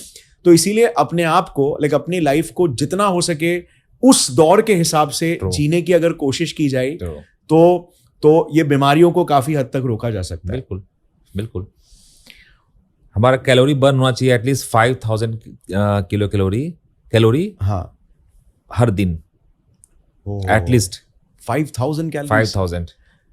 बट सर ये आप अभी देखिए ना, अभी जो लेबर्स हैं जो बिल्डिंग में काम करते हैं, हाँ वो कितने 8 घंटे काम करते हैं, 8 आवर्स। हाँ, जो खेतों में जो काम करते हैं किसान, बाप रे, जो लेबर होते और हैं, वो फिर खाते भी बहुत है। हाँ खाते भी हैं। मतलब हम ऐसे सोचते हैं कि यार इतना कैसे खा लेते हैं, क्योंकि उतने कैलोरीज बर्न हो रहे हैं। और खाते क्या है? खाते हैं कार्बोहाइड्रेट। बट कार्बोहाइड्रेट से भी सब कुछ एसिमुलेट कर लेना, वो भी एक बहुत बड़ी चीज होती है। मतलब कार्बोहाइड्रेट में भी होता है ना, प्रोटीन है, हाँ, उसमें न्यूट्रिएंट्स हैं, उसमें माइक्रो न्यूट्रिएंट्स भी हैं, हाँ, उसको एब्जॉर्ब कर लेना। हाँ, बट अगर आप सिडेंटरी लाइफ में हो तो आप एब्जॉर्ब ही नहीं कर पाएंगे आप। राइट। तो सीखने के लिए सब कुछ है। आप नॉर्थ ईस्ट इंडिया जाइए, हाँ, नॉर्थ ईस्ट इंडिया की जो डाइटरी हैबिट एक्स्ट्रा ऑर्डिनरी है। हमने पूरी इंडिया के नॉर्थ से लेकर साउथ तक के गट माइक्रोबायोम को सैम्पलिंग किया है। ओके, उसके रिजल्ट्स मैं अभी नहीं बताऊंगा, हाँ, बट हमने जो ऑब्जर्व किया, नॉर्थ ईस्ट इंडिया के जो डाइटरी हैबिट है एक्स्ट्रा ऑर्डिनरी वेल है। वहाँ के 60 साल के लोग, 65-70 ईयर्स के लोग भी माउंटेन क्लाइंब करते हैं। हो। और हमें वहाँ पे बीमार लोग काफी कम मिले, वहाँ हमें डायबिटीज नहीं मिला। जो कि सिटीज का one of the number 1 killers है। और वही ट्राइब्स के जो लोग जो सिटी में आके बस गए हैं, जैसे आइजल में एंड कोहिमा में, उनके अंदर हमें दिखा डायबिटीज, क्योंकि वो दूसरे लाइफस्टाइल को अडॉप्ट कर लिया है। बट जो ट्राइब्स जो अभी भी गांव में, इंटीरियर्स में है, उनके अंदर हमने 100 लोगों का सैंपल लिया तो उसमें से एक भी डायबिटीज नहीं मिला। उसी एंसेस्ट्री वाले लोग, उन्हीं गांव के जो लोग जो बस गए हैं सिटी में, उनके बच्चे या उनका जब हमने सैंपल लिया तो उसमें डायबिटीज का जो है परसेंटेज बढ़ गया था। तो डायबिटीज तो पूरा का पूरा लाइफस्टाइल डिजीज है। साइंटिस्ट ने क्या किया, एक काम चल रहा है 30 सालों से जेनेटिक्स पे, एक म्यूटेशन मिला, उसको बोलते हैं एसोसिएशन हिस्ट्रीज। हाँ, ये जो जीन है, ये म्यूटेशन है, ये डायबिटीज को कॉज कर सकता है। हाँ, फिर ओवर द टाइम 2 मिले, 5 मिले, 10 मिले, 50 मिले, 100 मिले, 500 मिले, 800 मिले। अभी आज के डेट में 800 ऐसे जीन म्यूटेशंस हैं जिसको लोगों ने रिपोर्ट किया है कि इसकी वजह से डायबिटीज हो सकता है या चांसेस ज्यादा होंगे। बट मेरे हिसाब से ये सारी के सारी फाइंडिंग्स इनसिग्निफिकेंट हैं। जेनेटिक्स का रोल है 20%। जैसे मैं बोला ना, रिसेसिव जीन्स हो गया तब आपका डायबिटीज होगा ही। हाँ, बट 80% रोल है लाइफस्टाइल डायबिटीज के केस में। यस। और अगर डायबिटीज बढ़ेगा तो हाइपरटेंशन एंड आपके हार्ट रिस्क फैक्टर्स बढ़ जाएगा। राइट। तो जो मेन है डाइटरी हैबिट, दूसरा लैक ऑफ फिजिकल एक्टिविटीज, हाँ, and third is stress, and fourth is हमारा गट माइक्रोबायोम। 4 जो मेजर फैक्टर्स हैं वो इंडिया में रिस्पॉन्सिबल हैं अभी बीमारियों के लिए। ओके, सो सर स्ट्रेस के बारे में भी थोड़ा बात करते हैं, बिकॉज बहुत से लोगों को ऐसा लगता है कि स्ट्रेस एक ओवर यूज्ड वर्ड है। स्ट्रेस से क्या ही हो जाता है स्ट्रेस। और फिर एक ये भी चीज चलती है कि मतलब थोड़ा तो आपको मेहनत करना चाहिए, तो उसका एक स्वीट स्पॉट कहीं ना कहीं होना चाहिए। बिकॉज ऐसा नहीं कि हम थोड़ा सा भी स्ट्रेस नहीं ले, बिकॉज अदरवाइज हम ग्रो नहीं करेंगे, राइट। बिकॉज ग्रोथ जो आती है वो कंफर्ट जोन के बाहर ही आती है। But at the same time वो ऐसा भी स्ट्रेस ना हो कि वो एक साइकोलॉजिकल स्ट्रेस, ट्रॉमा कि जिससे आपके बॉडी की पूरी बायोकेमिस्ट्री चेंज हो जा रही है, जगह जगह पे इन्फ्लेमेशंस क्रिएट हो रहे हैं और आप कॉन्स्टेंटली अपने जो इम्यून सिस्टम है उसको ट्रिगर करते जा रहे हो, राइट? तो इसका एक स्वीट स्पॉट क्या हो सकता है? और स्ट्रेस कभी प्रॉब्लमेटिक होता है, एक पर्सन आइडेंटिफाई कैसे कर पाए कि वो एक स्ट्रेसफुल स्टेट में है? जो साइंटिफिक स्टडीज पब्लिश हुए हैं उसमें ऑलरेडी स्टेब्लिश्ड है। हाँ स्ट्रेस की वजह से बीमारियां हैं जैसे कि अल्सरेटिव कोलाइटिस, हाँ उसका एक ही रीजन है स्ट्रेस। तो यार ऑलरेडी ये वो है, पब्लिश्ड है, रिपोर्टेड है। यस सर आई थिंक जैसे फॉर एग्जांपल मेरे केस में भी ऐसा होता है, जैसे, और मैंने इसके बारे में थोड़ा पढ़ा था, मुझे जो भी प्रॉब्लम्स आते हैं मैं थोड़ा पढ़ता हूँ, तो जैसे मैंने अक्सर ये नोटिस किया है कि जब भी अगर मैं इन सिचुएशन ऑफ स्ट्रेस या तो एंग्जाइटी या तो कम नींद, ये तीनों केस में ना मेरे मुंह में छाले होने लगते हैं। यस, सो वो अल्सराइटिस, यस, वो यस, वो फिर मैंने पढ़ा था, तो लोग मतलब काफी सारे इस पे रिसर्च पेपर्स मैंने पढ़े, तो डॉक्टर्स भी यही सोच रहे हैं कि यार ये होता है, ये तो हमने एसोसिएट कर लिया, क्यों होता है ये एग्जैक्ट मैकेनिज्म हम नहीं बता पा रहे। मान लीजिए कि अगर आप स्ट्रेस में हैं, हाँ, और जो आपके मुंह में छाले पड़ रहे हैं उसका एक रीजन है। मान लीजिए एक बायोकेमिकल पाथवे आपका हैम्पर हो रहा है, ठीक है? हाँ, सपोज दैट कि B12 कम हो गया आपका, हाँ, हाँ, ठीक है? B12 कम हुआ, क्यों हुआ? मे बी आपका जो गट माइक्रोबायोम में कुछ ऐसे बैक्टीरिया हैं एब्जॉर्ब नहीं जो B12 को जो है मेटाबोलाइज नहीं कर, हाँ, B12 को बना नहीं पा रहे हैं मान लीजिए, हाँ, ठीक है? तो वो अगर हैम्पर हुआ बिकॉज ऑफ स्ट्रेस, तो रीजन कुछ और है। हाँ, मे बी आपका गट माइक्रोबायोम हैम्पर हुआ, उसकी वजह से जो है आपको यहाँ पे छाले पड़ रहे हैं। या फिर आपका कोई डीएनए एक्सप्रेशन चेंज हो गया, कोई एंजाइम रिलीज हो रहा था, वो एंजाइम जरूरी था उस न्यूट्रिएंट के उसके लिए, तो it becomes very hard for you to chase the. और वो जो होता है ना, इंडिविजुअल टू इंडिविजुअल वेरी करता है, इसको बोलते हैं ना आज के डेट में पर्सनलाइज्ड मेडिसिन। राइट, हर एक इंडिविजुअल का मेटाबोलाइजिंग जो पाथवे है वो अलग होता है। अगर आप एक दवा खा रहे हैं, हाँ, तो आप में जो मेटाबोलाइजिंग जो होगा पाथवे, उसको बोलते हैं, लीवर में होता है एक सिस्टम होता है, उसको बोलते हैं साइटोक्रोम P450 सिस्टम। उसमें ड्रग्स या कोई भी चीजें मेटाबोलाइज होती हैं, वो लीवर में ही होता है मेटाबॉलिज्म। हाँ, वो आप में अलग होगा, मेरे में अलग होगा। 100 लोगों में देखा जाए तो 100 लोगों में वेरी करेगा वो। ओके। और इंडिया में तो इतनी डाइवर्स पॉपुलेशन है, हाँ, यहाँ तो जो फिजिशियंस होते हैं, हाँ, ये तो यूनिफॉर्म तरीके से दवाइयों को रिकमेंड करते हैं, हाँ, बट सब में एक्सप्रेशन अलग है, पाथवे अलग है। तो हो सकता है कि 70% लोगों में दवा काम कर रही हो, 30% लोगों में वो दवा जहर का काम कर रही हो। अगर आपके अंदर जो मेटाबॉलाइजिंग पाथवे है उसका एक्सप्रेशन कम हो गया है, तो दवा तो बहुत लंबे टाइम तक आपकी बॉडी में मेन ब्लड स्ट्रीम में घूम रही है, राइट, वो डिफरेंट ऑर्गन्स को डैमेज करेगी। हाँ, आपकी जो है बायोकेमिकल जो प्रोफाइल है ब्लड का वो चेंज हैम्पर करेगी, पास सेकंड ठीक पास है? सब होते रहेगा। वो हो सकता है कि 3 दिन बाद मेटाबोलाइज हो। कुछ दवा ऐसी होगी, वो हो सकता है कि वो 5 महीने में मेटाबोलाइज ना हो। तो इंडिया में तो हर एक आदमी का जीनोम सीक्वेंस होना चाहिए, उसके बेसिस पे जो है ड्रग का प्रिस्क्रिप्शन होना चाहिए, but being a developing country ये करना इम्पॉसिबल है अभी, उसमें काफ़ी टाइम लगेगा। बट हमें अवॉइड करना चाहिए, ज़्यादा से ज़्यादा दवा लेना नहीं चाहिए, क्योंकि वो हमारी बॉडी को कहीं ना कहीं किसी न किसी तरीके से हैम्पर करेगी। सो सर, अगर किसी का गोल है सस्टेनेबिलिटी, मतलब एक लंबी उम्र जीना, राइट, तो उसके रेपर्टर में ये डीएनए सीक्वेंसिंग तो होना ही चाहिए।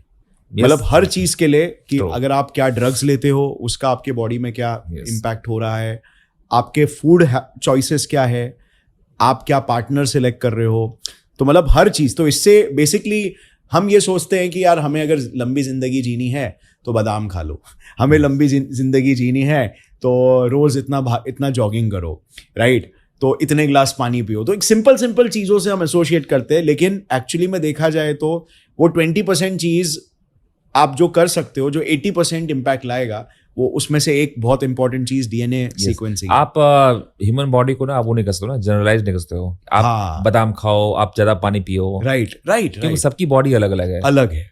तो अगर आप डीएनए सीक्वेंसिंग करा लेते हो तो आपको बहुत सारी इंफॉर्मेशन मिल जाएंगी अगर आप बॉडी के बारे में। आप अगर पैरासिटामोल खा रहे हैं, आपके पास पूरा जीनोमिक प्रोफाइलिंग है, तो आप देख सकते हैं कि पैरासिटामोल हमको सूट करेगी नहीं करेगी, कैसा मेटाबोलाइज हो रहा है। नॉट ओनली दैट, बट और भी चीजें, और भी दवाइयाँ खा रहे हैं, तो आप उसको कैसे रिएक्ट करेगी आपकी बॉडी, आप देख सकते हैं। आपके अंदर कैंसर के क्या चांसेस है फ्यूचर में आप देख सकते हैं। राइट आपके अंदर जो है कुछ ऑटो इम्यून डिजीज का क्या चांसेस है वो आप देख सकते हैं। यस, कौन से बीमारियों के लिए आप वल्नरेबल हो। यस, पूरा का पूरा आपके पास कुंडली होगी आपकी लाइफ की। सर स्ट्रेस के बारे में वो मैं डेफिनेटली एग्री करता हूँ, बिकॉज जितना मैंने साइंस और ये टॉपिक पे रिसर्च किया था, तो इट्स लाइक हंड्रेड्स ऑफ, मतलब एक स्ट्रेस कह सकते हैं कि एक बड़ा सा एक एक रूट है जिससे बहुत सारे प्रॉब्लम्स जन्म लेते हैं। ट्रू, नॉट ओनली ह्यूमन, हाँ, एनिमल्स भी जब उनको मरने का मन करता है तो स्ट्रेस में आ जाते हैं। वो भी एक ऐसा नेचुरल मैकेनिज्म। राइट।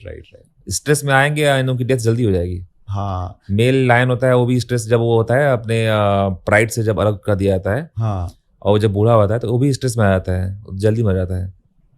पूरा जो इकोसिस्टम होता है वो बर्बाद होने लग जाता है। बॉडी एक तरीके से इमरजेंसी मोड में चली जाती है, और इमरजेंसी मोड के कायदे कानून बहुत अलग हो जाते हैं। राइट। सो अगर आपको लंबा जीना है, एक अच्छी लाइफ जीनी है, तो आप अपने एंसेस्टर्स से सीखिए। पूरे यूरोप से एंड अमेरिका से लोग आकर के इंडिया में सीख रहे हैं कि इनके एंसेस्टर्स क्या खाते रहे होंगे। हमारे C4 प्लांट्स जो होते हैं ना, हम जो खाते हैं मोटा अनाज, वो अडॉप्ट कर लिया उन्होंने। हाँ, हमारी जड़ी बूटी आयुर्वेद उन्होंने वो अडॉप्ट कर लिया। हमारे योग को अडॉप्ट कर लिया। हाँ, इंडिया में 2% लोग योग करते हैं, वहां पर करते हैं 12% लोग। हाँ, तो उसमें स्मार्ट बनने की जरूरत है, और ब्लाइंडली किसी चीज को बिलीव करने की आवश्यकता नहीं है। जैसे आजकल वो आते हैं ना वीडियोस कि आप ये करिए, सुबह उठ करके आप अजवाइन लीजिए, सुबह उठ के ये करिए, सुबह उठ करके ये ऐसा करिए, हाँ, खाली ये खा लीजिए। मतलब बहुत अंधविश्वास भी Yes, फैलाया जाता है, yes, पाखंड अंधविश्वास। उससे बचने की जरूरत है। राइट। जैसे वो कोरोना के टाइम पे क्या गिलोय, बहुत लोग गिलोय का काढ़ा पीते थे। राइट। उसका कोई साइंटिफिक बेसिस नहीं था। गिलोय से क्या, मतलब बहुत सारे लोगों ने अपनी बॉडी खराब कर ली। आप अगर गिलोय आप ले रहे हैं विदाउट नोइंग द कंपोजिशन, वो आपके लीवर में जा रहा है, लीवर को डैमेज कर रहा है। हो सकता है कि 80% लोगों को लीवर डैमेज नहीं किया होगा, बट 20% लोगों का लीवर को कहीं ना कहीं इफेक्ट किया ही होगा वो। सो इसी को लेकर सर आपको क्या लगता है एज ऑफ नाउ, मतलब इंडियंस में, बहुत सारे इंडियंस में अवेयरनेस कुछ चीजों को लेकर नहीं है, तो ऐसी कौन सी चीजें हैं जो वो रेगुलर बेसिस पे कर रहे हैं जो उन्हें डैमेज कर रहा है, और वो चीज का उनके पास लेट्स से जीन्स नहीं है, जैसे किसी टाइप का इंटॉलरेंस है, बट वो एक्टिविटीज कर रहे हैं, वो फूड को कंज्यूम कर रहे हैं, बट वो उन्हें साइलेंटली डैमेज कर रहा है। इसका एक बहुत ही क्लासिकल एग्जाम्पल है लैक्टोज इंटॉलरेंस। इंसान दूध पीना कब शुरू किया? आई थिंक बहुत रिसेंटली ही किया, बहुत ही रिसेंटली, 6-7 हजार साल पहले के आसपास इंसानों ने मिल्क कंज्यूम करना शुरू किया, क्योंकि वो उसके पास खाने की और चीजें नहीं थी। ठीक है, तो टेम्पररी एडाप्टेशन। और जो डेयरी प्रोडक्ट्स हैं जैसे मिल्क, चीज, कर्ड, वो एक सेकेंड ग्रेड का खाना है, बहुत ही उसके अंदर न्यूट्रिएंट्स नहीं होते हैं। राइट। ठीक है, मतलब वो लास्ट ऑप्शन है सप्लीमेंट्री सर्वाइव करने के लिए। ठीक है, ऐसा ये प्रूव भी हो चुका है फाइंडिंग्स में, साइंटिफिक फाइंडिंग्स यूरोप से आई हैं, उसमें प्रूव किया गया कि अगर मीट नहीं मिल रहा है तो सर्वाइव करने के लिए चीप ऑल्टरनेटिव, यस, एक चीप अल्टरनेटिव था वो। यूरोप में कोई भी बच्चा 10-12 साल के बाद दूध नहीं पीता है। बहुत ही कम बच्चे होंगे जो दूध पीते होंगे, और बहुत सारे और मैक्सिमम एडल्ट्स कोई मिल्क प्रोडक्ट्स नहीं, बेसिकली मिल्क नहीं कंज्यूम करता है। बट इंडिया में मुझे काफी सरप्राइज होता है कि यहाँ पे 12 से ऊपर वाले बच्चे, 12 से 18 के बीच वाले बच्चे, 80% बच्चे दूध पीते हैं, जबकि उनके अंदर दूध के जो लैक्टोज शुगर है उसको डाइजेस्ट करने का जीन ही नहीं है, मतलब वो म्यूटेशन ही नहीं है। ठीक है, देयर लैक्टोज इंटॉलरेंस है, बट फिर भी कंज्यूम कर रहे हैं। आप सोचिए कि इससे बड़ा जो है, आपको मैं उदाहरण नहीं बता सकता हूँ, अवेयरनेस न होने का जो रीजन है। ठीक है, जब आप दूध को पचा ही नहीं सकते हो, फिर भी आप मिल्क कंज्यूम कर रहे हो। ठीक, वो भी रेगुलर बेसिस पे। और अप टू 50% एडल्ट ऐसे हैं, मेल या फीमेल, जिनको कि मिल्क कंज्यूम करना ही नहीं चाहिए, क्योंकि पूरे मैमेलियन सिस्टम में कोई भी एडल्ट मैमल मिल्क कंज्यूम नहीं करता है। राइट। गाय का बच्चा हुआ कितने 3-4 महीने तक मिल्क कंज्यूम करता है, ह्यूमन का बच्चा हुआ अप टू 2 years, ठीक है, उसकी रिक्वायरमेंट 3-4 साल तक ही है नेचुरली। जिस तरीके से कोई एडल्ट यस, सेरेलैक नहीं खाएगा। यस। तो और जो हमारे अंदर जो म्यूटेशंस हैं जो कि लैक्टोज शुगर को डाइजेस्ट कर सके, वो उसका एक्सप्रेशन है वो 8 से 9 साल तक ही होता है। हाँ, उसके बाद उसकी रिक्वायरमेंट ही नहीं है दूध पीने की। और दूध का जो शुगर है वो डाइजेस्ट भी नहीं होगा।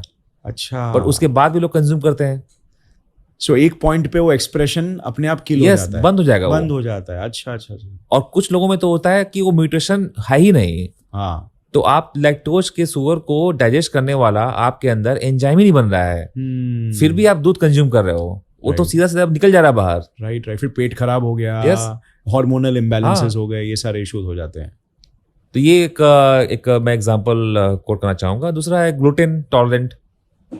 आप गेहूं की रोटियां खा रहे हो, आपका जो है पेट में प्रॉब्लम्स हो रही हैं, आप डॉक्टर के पास जा रहे हैं, डॉक्टर्स भी मे बी डायग्नोस नहीं कर पा रहा है, वो दवा दे रहा है, आप मेडिसिन ले रहे हो।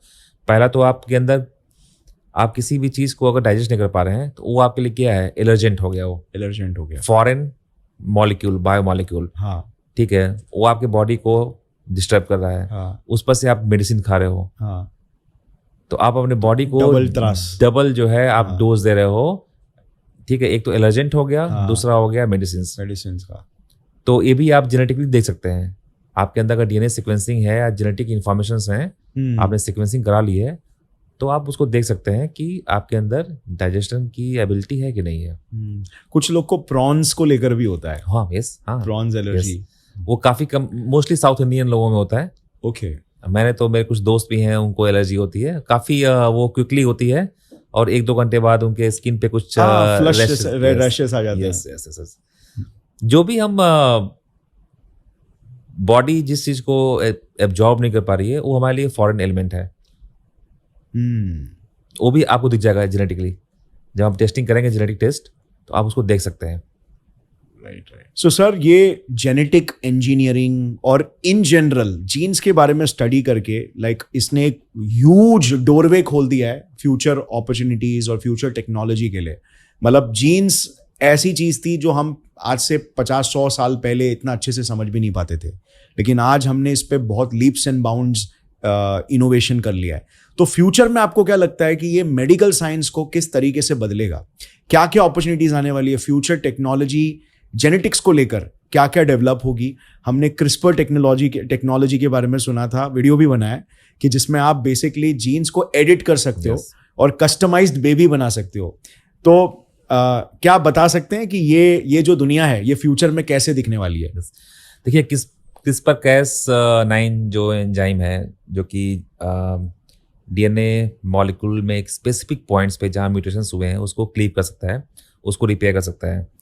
तो इसने एक पूरा का पूरा एक नया पैराडाइम शिफ्ट कर दिया है। और इसमें जितने भी जेनेटिक बेस्ड डिजीज हैं, जैसे कि सिकल सेल एनीमिया, हाँ ठीक है, उसमें हमारा एक म्यूटेशन की वजह से हमारा जो आरबीसी होता है, उसका जो शेप होता है वो हो जाता है सिकल शेप सिकल की तरह। इसमें अभी रिसेंटली यूके में एक सिकल सेल एनीमिया के पेशेंट को CRISPR-Cas9 द्वारा उसको रिपेयर किया गया, हाँ ठीक है, और उसको क्योर किया गया। ओहो। इसके बहुत सारे यूज हैं, जैसे कि कैंसर ट्रीटमेंट। अगर कोई भी कैंसर है जिसमें कि एक जेनेटिक फॉल्टी म्यूटेशन की वजह से, फॉल्टी म्यूटेशन की वजह से कैंसर है, मोस्टली बोन मैरो कैंसर है, हाँ ठीक है, इसमें कि स्टेम सेल्स आपको जो है म्यूटेटेड जो स्टेम सेल्स बना रही हैं, जो होते हैं प्रोजेनेटर बोलते हैं उसको, जो है सेल्स के, आप उसको रिपेयर कर सकते हैं, ठीक है। ब्लड कैंसर को आप कर सकते हैं, ट्रीटमेंट कर सकते हैं। ऐसे बहुत सारी जो जेनेटिक बेस्ड बीमारियां हैं उसको आप जा करके उसको एडिट कर सकते हैं। तो एक नया का नया दरवाजा खुला है। और CRISPR-Cas कैंसर पे सबसे बड़ा इसका एक इम्पैक्ट होगा। Cancer and genetic based diseases, जैसे कि सिकल सेल एनीमिया हुआ, थैलेसीमिया हुआ, उसमें हम रिपेयरिंग कर सकते हैं। एंड एक फ्यूचर है आने वाले 100 सालों में जो मेडिकल साइंस इसके बेसिस पे बहुत सारे जो है नए नए इनोवेशंस करने वाले हैं। मतलब आज के टाइम पे हमारी सबसे बड़ी वल्नरेबिलिटी यही थी एग्जैक्टली कि हम जेनेटिक बीमारियों को नहीं क्योर कर सकते थे। ट्रू। और क्योंकि ये एकदम रूट कॉज ही इसका जीन्स होता है, हम सिम्टम्स वगैरह से डील कर सकते हैं ड्रग्स के साथ और मेडिकल सर्जरीज के साथ। देखिए, ह्यूमन एक बहुत ही वल्नरेबल स्पीसीज हो गया है। हाँ, और ह्यूमन नेचुरल इन्वायरमेंट में सरवाइव नहीं कर सकता है। जैसे कि आप अंडमान निकोबार में देखिए, हाँ। शॉम्पेन्स जो है निकोबार के ट्राइब्स हैं, हाँ। उनकी पॉपुलेशन कम हो रही है। हाँ। जारवास, ओंगे, ग्रेटर अंडमानीज, सेंटनीज जो ट्राइब्स हैं, हाँ। इनकी पॉपुलेशन भी कम हो रही है। हाँ। ठीक है, जबकि ये अपने जो नेचुरल हैबिटेट है हाँ। उसमें पिछले 50,000 सालों से रह रहे हैं, हाँ। बट तब भी इनकी पॉपुलेशन नहीं बढ़ रही है। हाँ। ओवरऑल पूरे के पूरे मॉडर्न ह्यूमन, पूरे दुनिया के जो ह्यूमंस हैं, उनकी जो डाइवर्सिटी है अफ्रीका के एक पार्ट में पाए जाने वाले चिंपैंजीज के डाइवर्सिटी से भी कम है। My God. ठीक है, तो एक तो हम इतने लेस डाइवर्स हैं, हाँ। दूसरा है कि इतने हम वल्नरेबल हो गए हैं। लिमिटेड रिसोर्स है अर्थ की, उस पे 7 से 8 बिलियन लोग जो है सरवाइव कर रहे हैं। क्लाइमेट चेंज, उसकी वजह से क्लाइमेट चेंज हो रहा है। ह्यूमन का जो नेचुरल हैबिटेट है वो खत्म हो रहा है। ठीक है, तो डिफरेंट डिफरेंट तरह के पैथोजेनस वायरसेस इवॉल्व हो रहे हैं, राइट। उससे खतरा बना हुआ है। तो इसके लिए जो है मेडिकल साइंस का एडवांसमेंट ही एक सहारा है जिससे कि हम सर्वाइव कर सकते हैं। शील्ड है। अगर नेचुरल क्लैमिटी होती है तो कोई नहीं बचा पाएगा, कोई नहीं। बट जो प्रोलॉन्ग्ड ओवर द पीरियड जो हम म्यूटेशंस इकट्ठा कर रहे हैं बॉडी में, उससे जो बीमारियां हो रही हैं उसको बचाने के लिए ये जो टेक्नोलॉजी एडवांसमेंट हो रही हैं वो काफ़ी हेल्पफुल होगा। सर, इस तरीके से अगर देखा जाए तो इससे साइंस का कितना बड़ा इंपॉर्टेंस पता चलता है। जैसे आपने कहा कि ह्यूमंस अपने आप को नेचुरल एनवायरनमेंट में भी आज के टाइम पे सरवाइव कराने के लिए सक्षम नहीं है।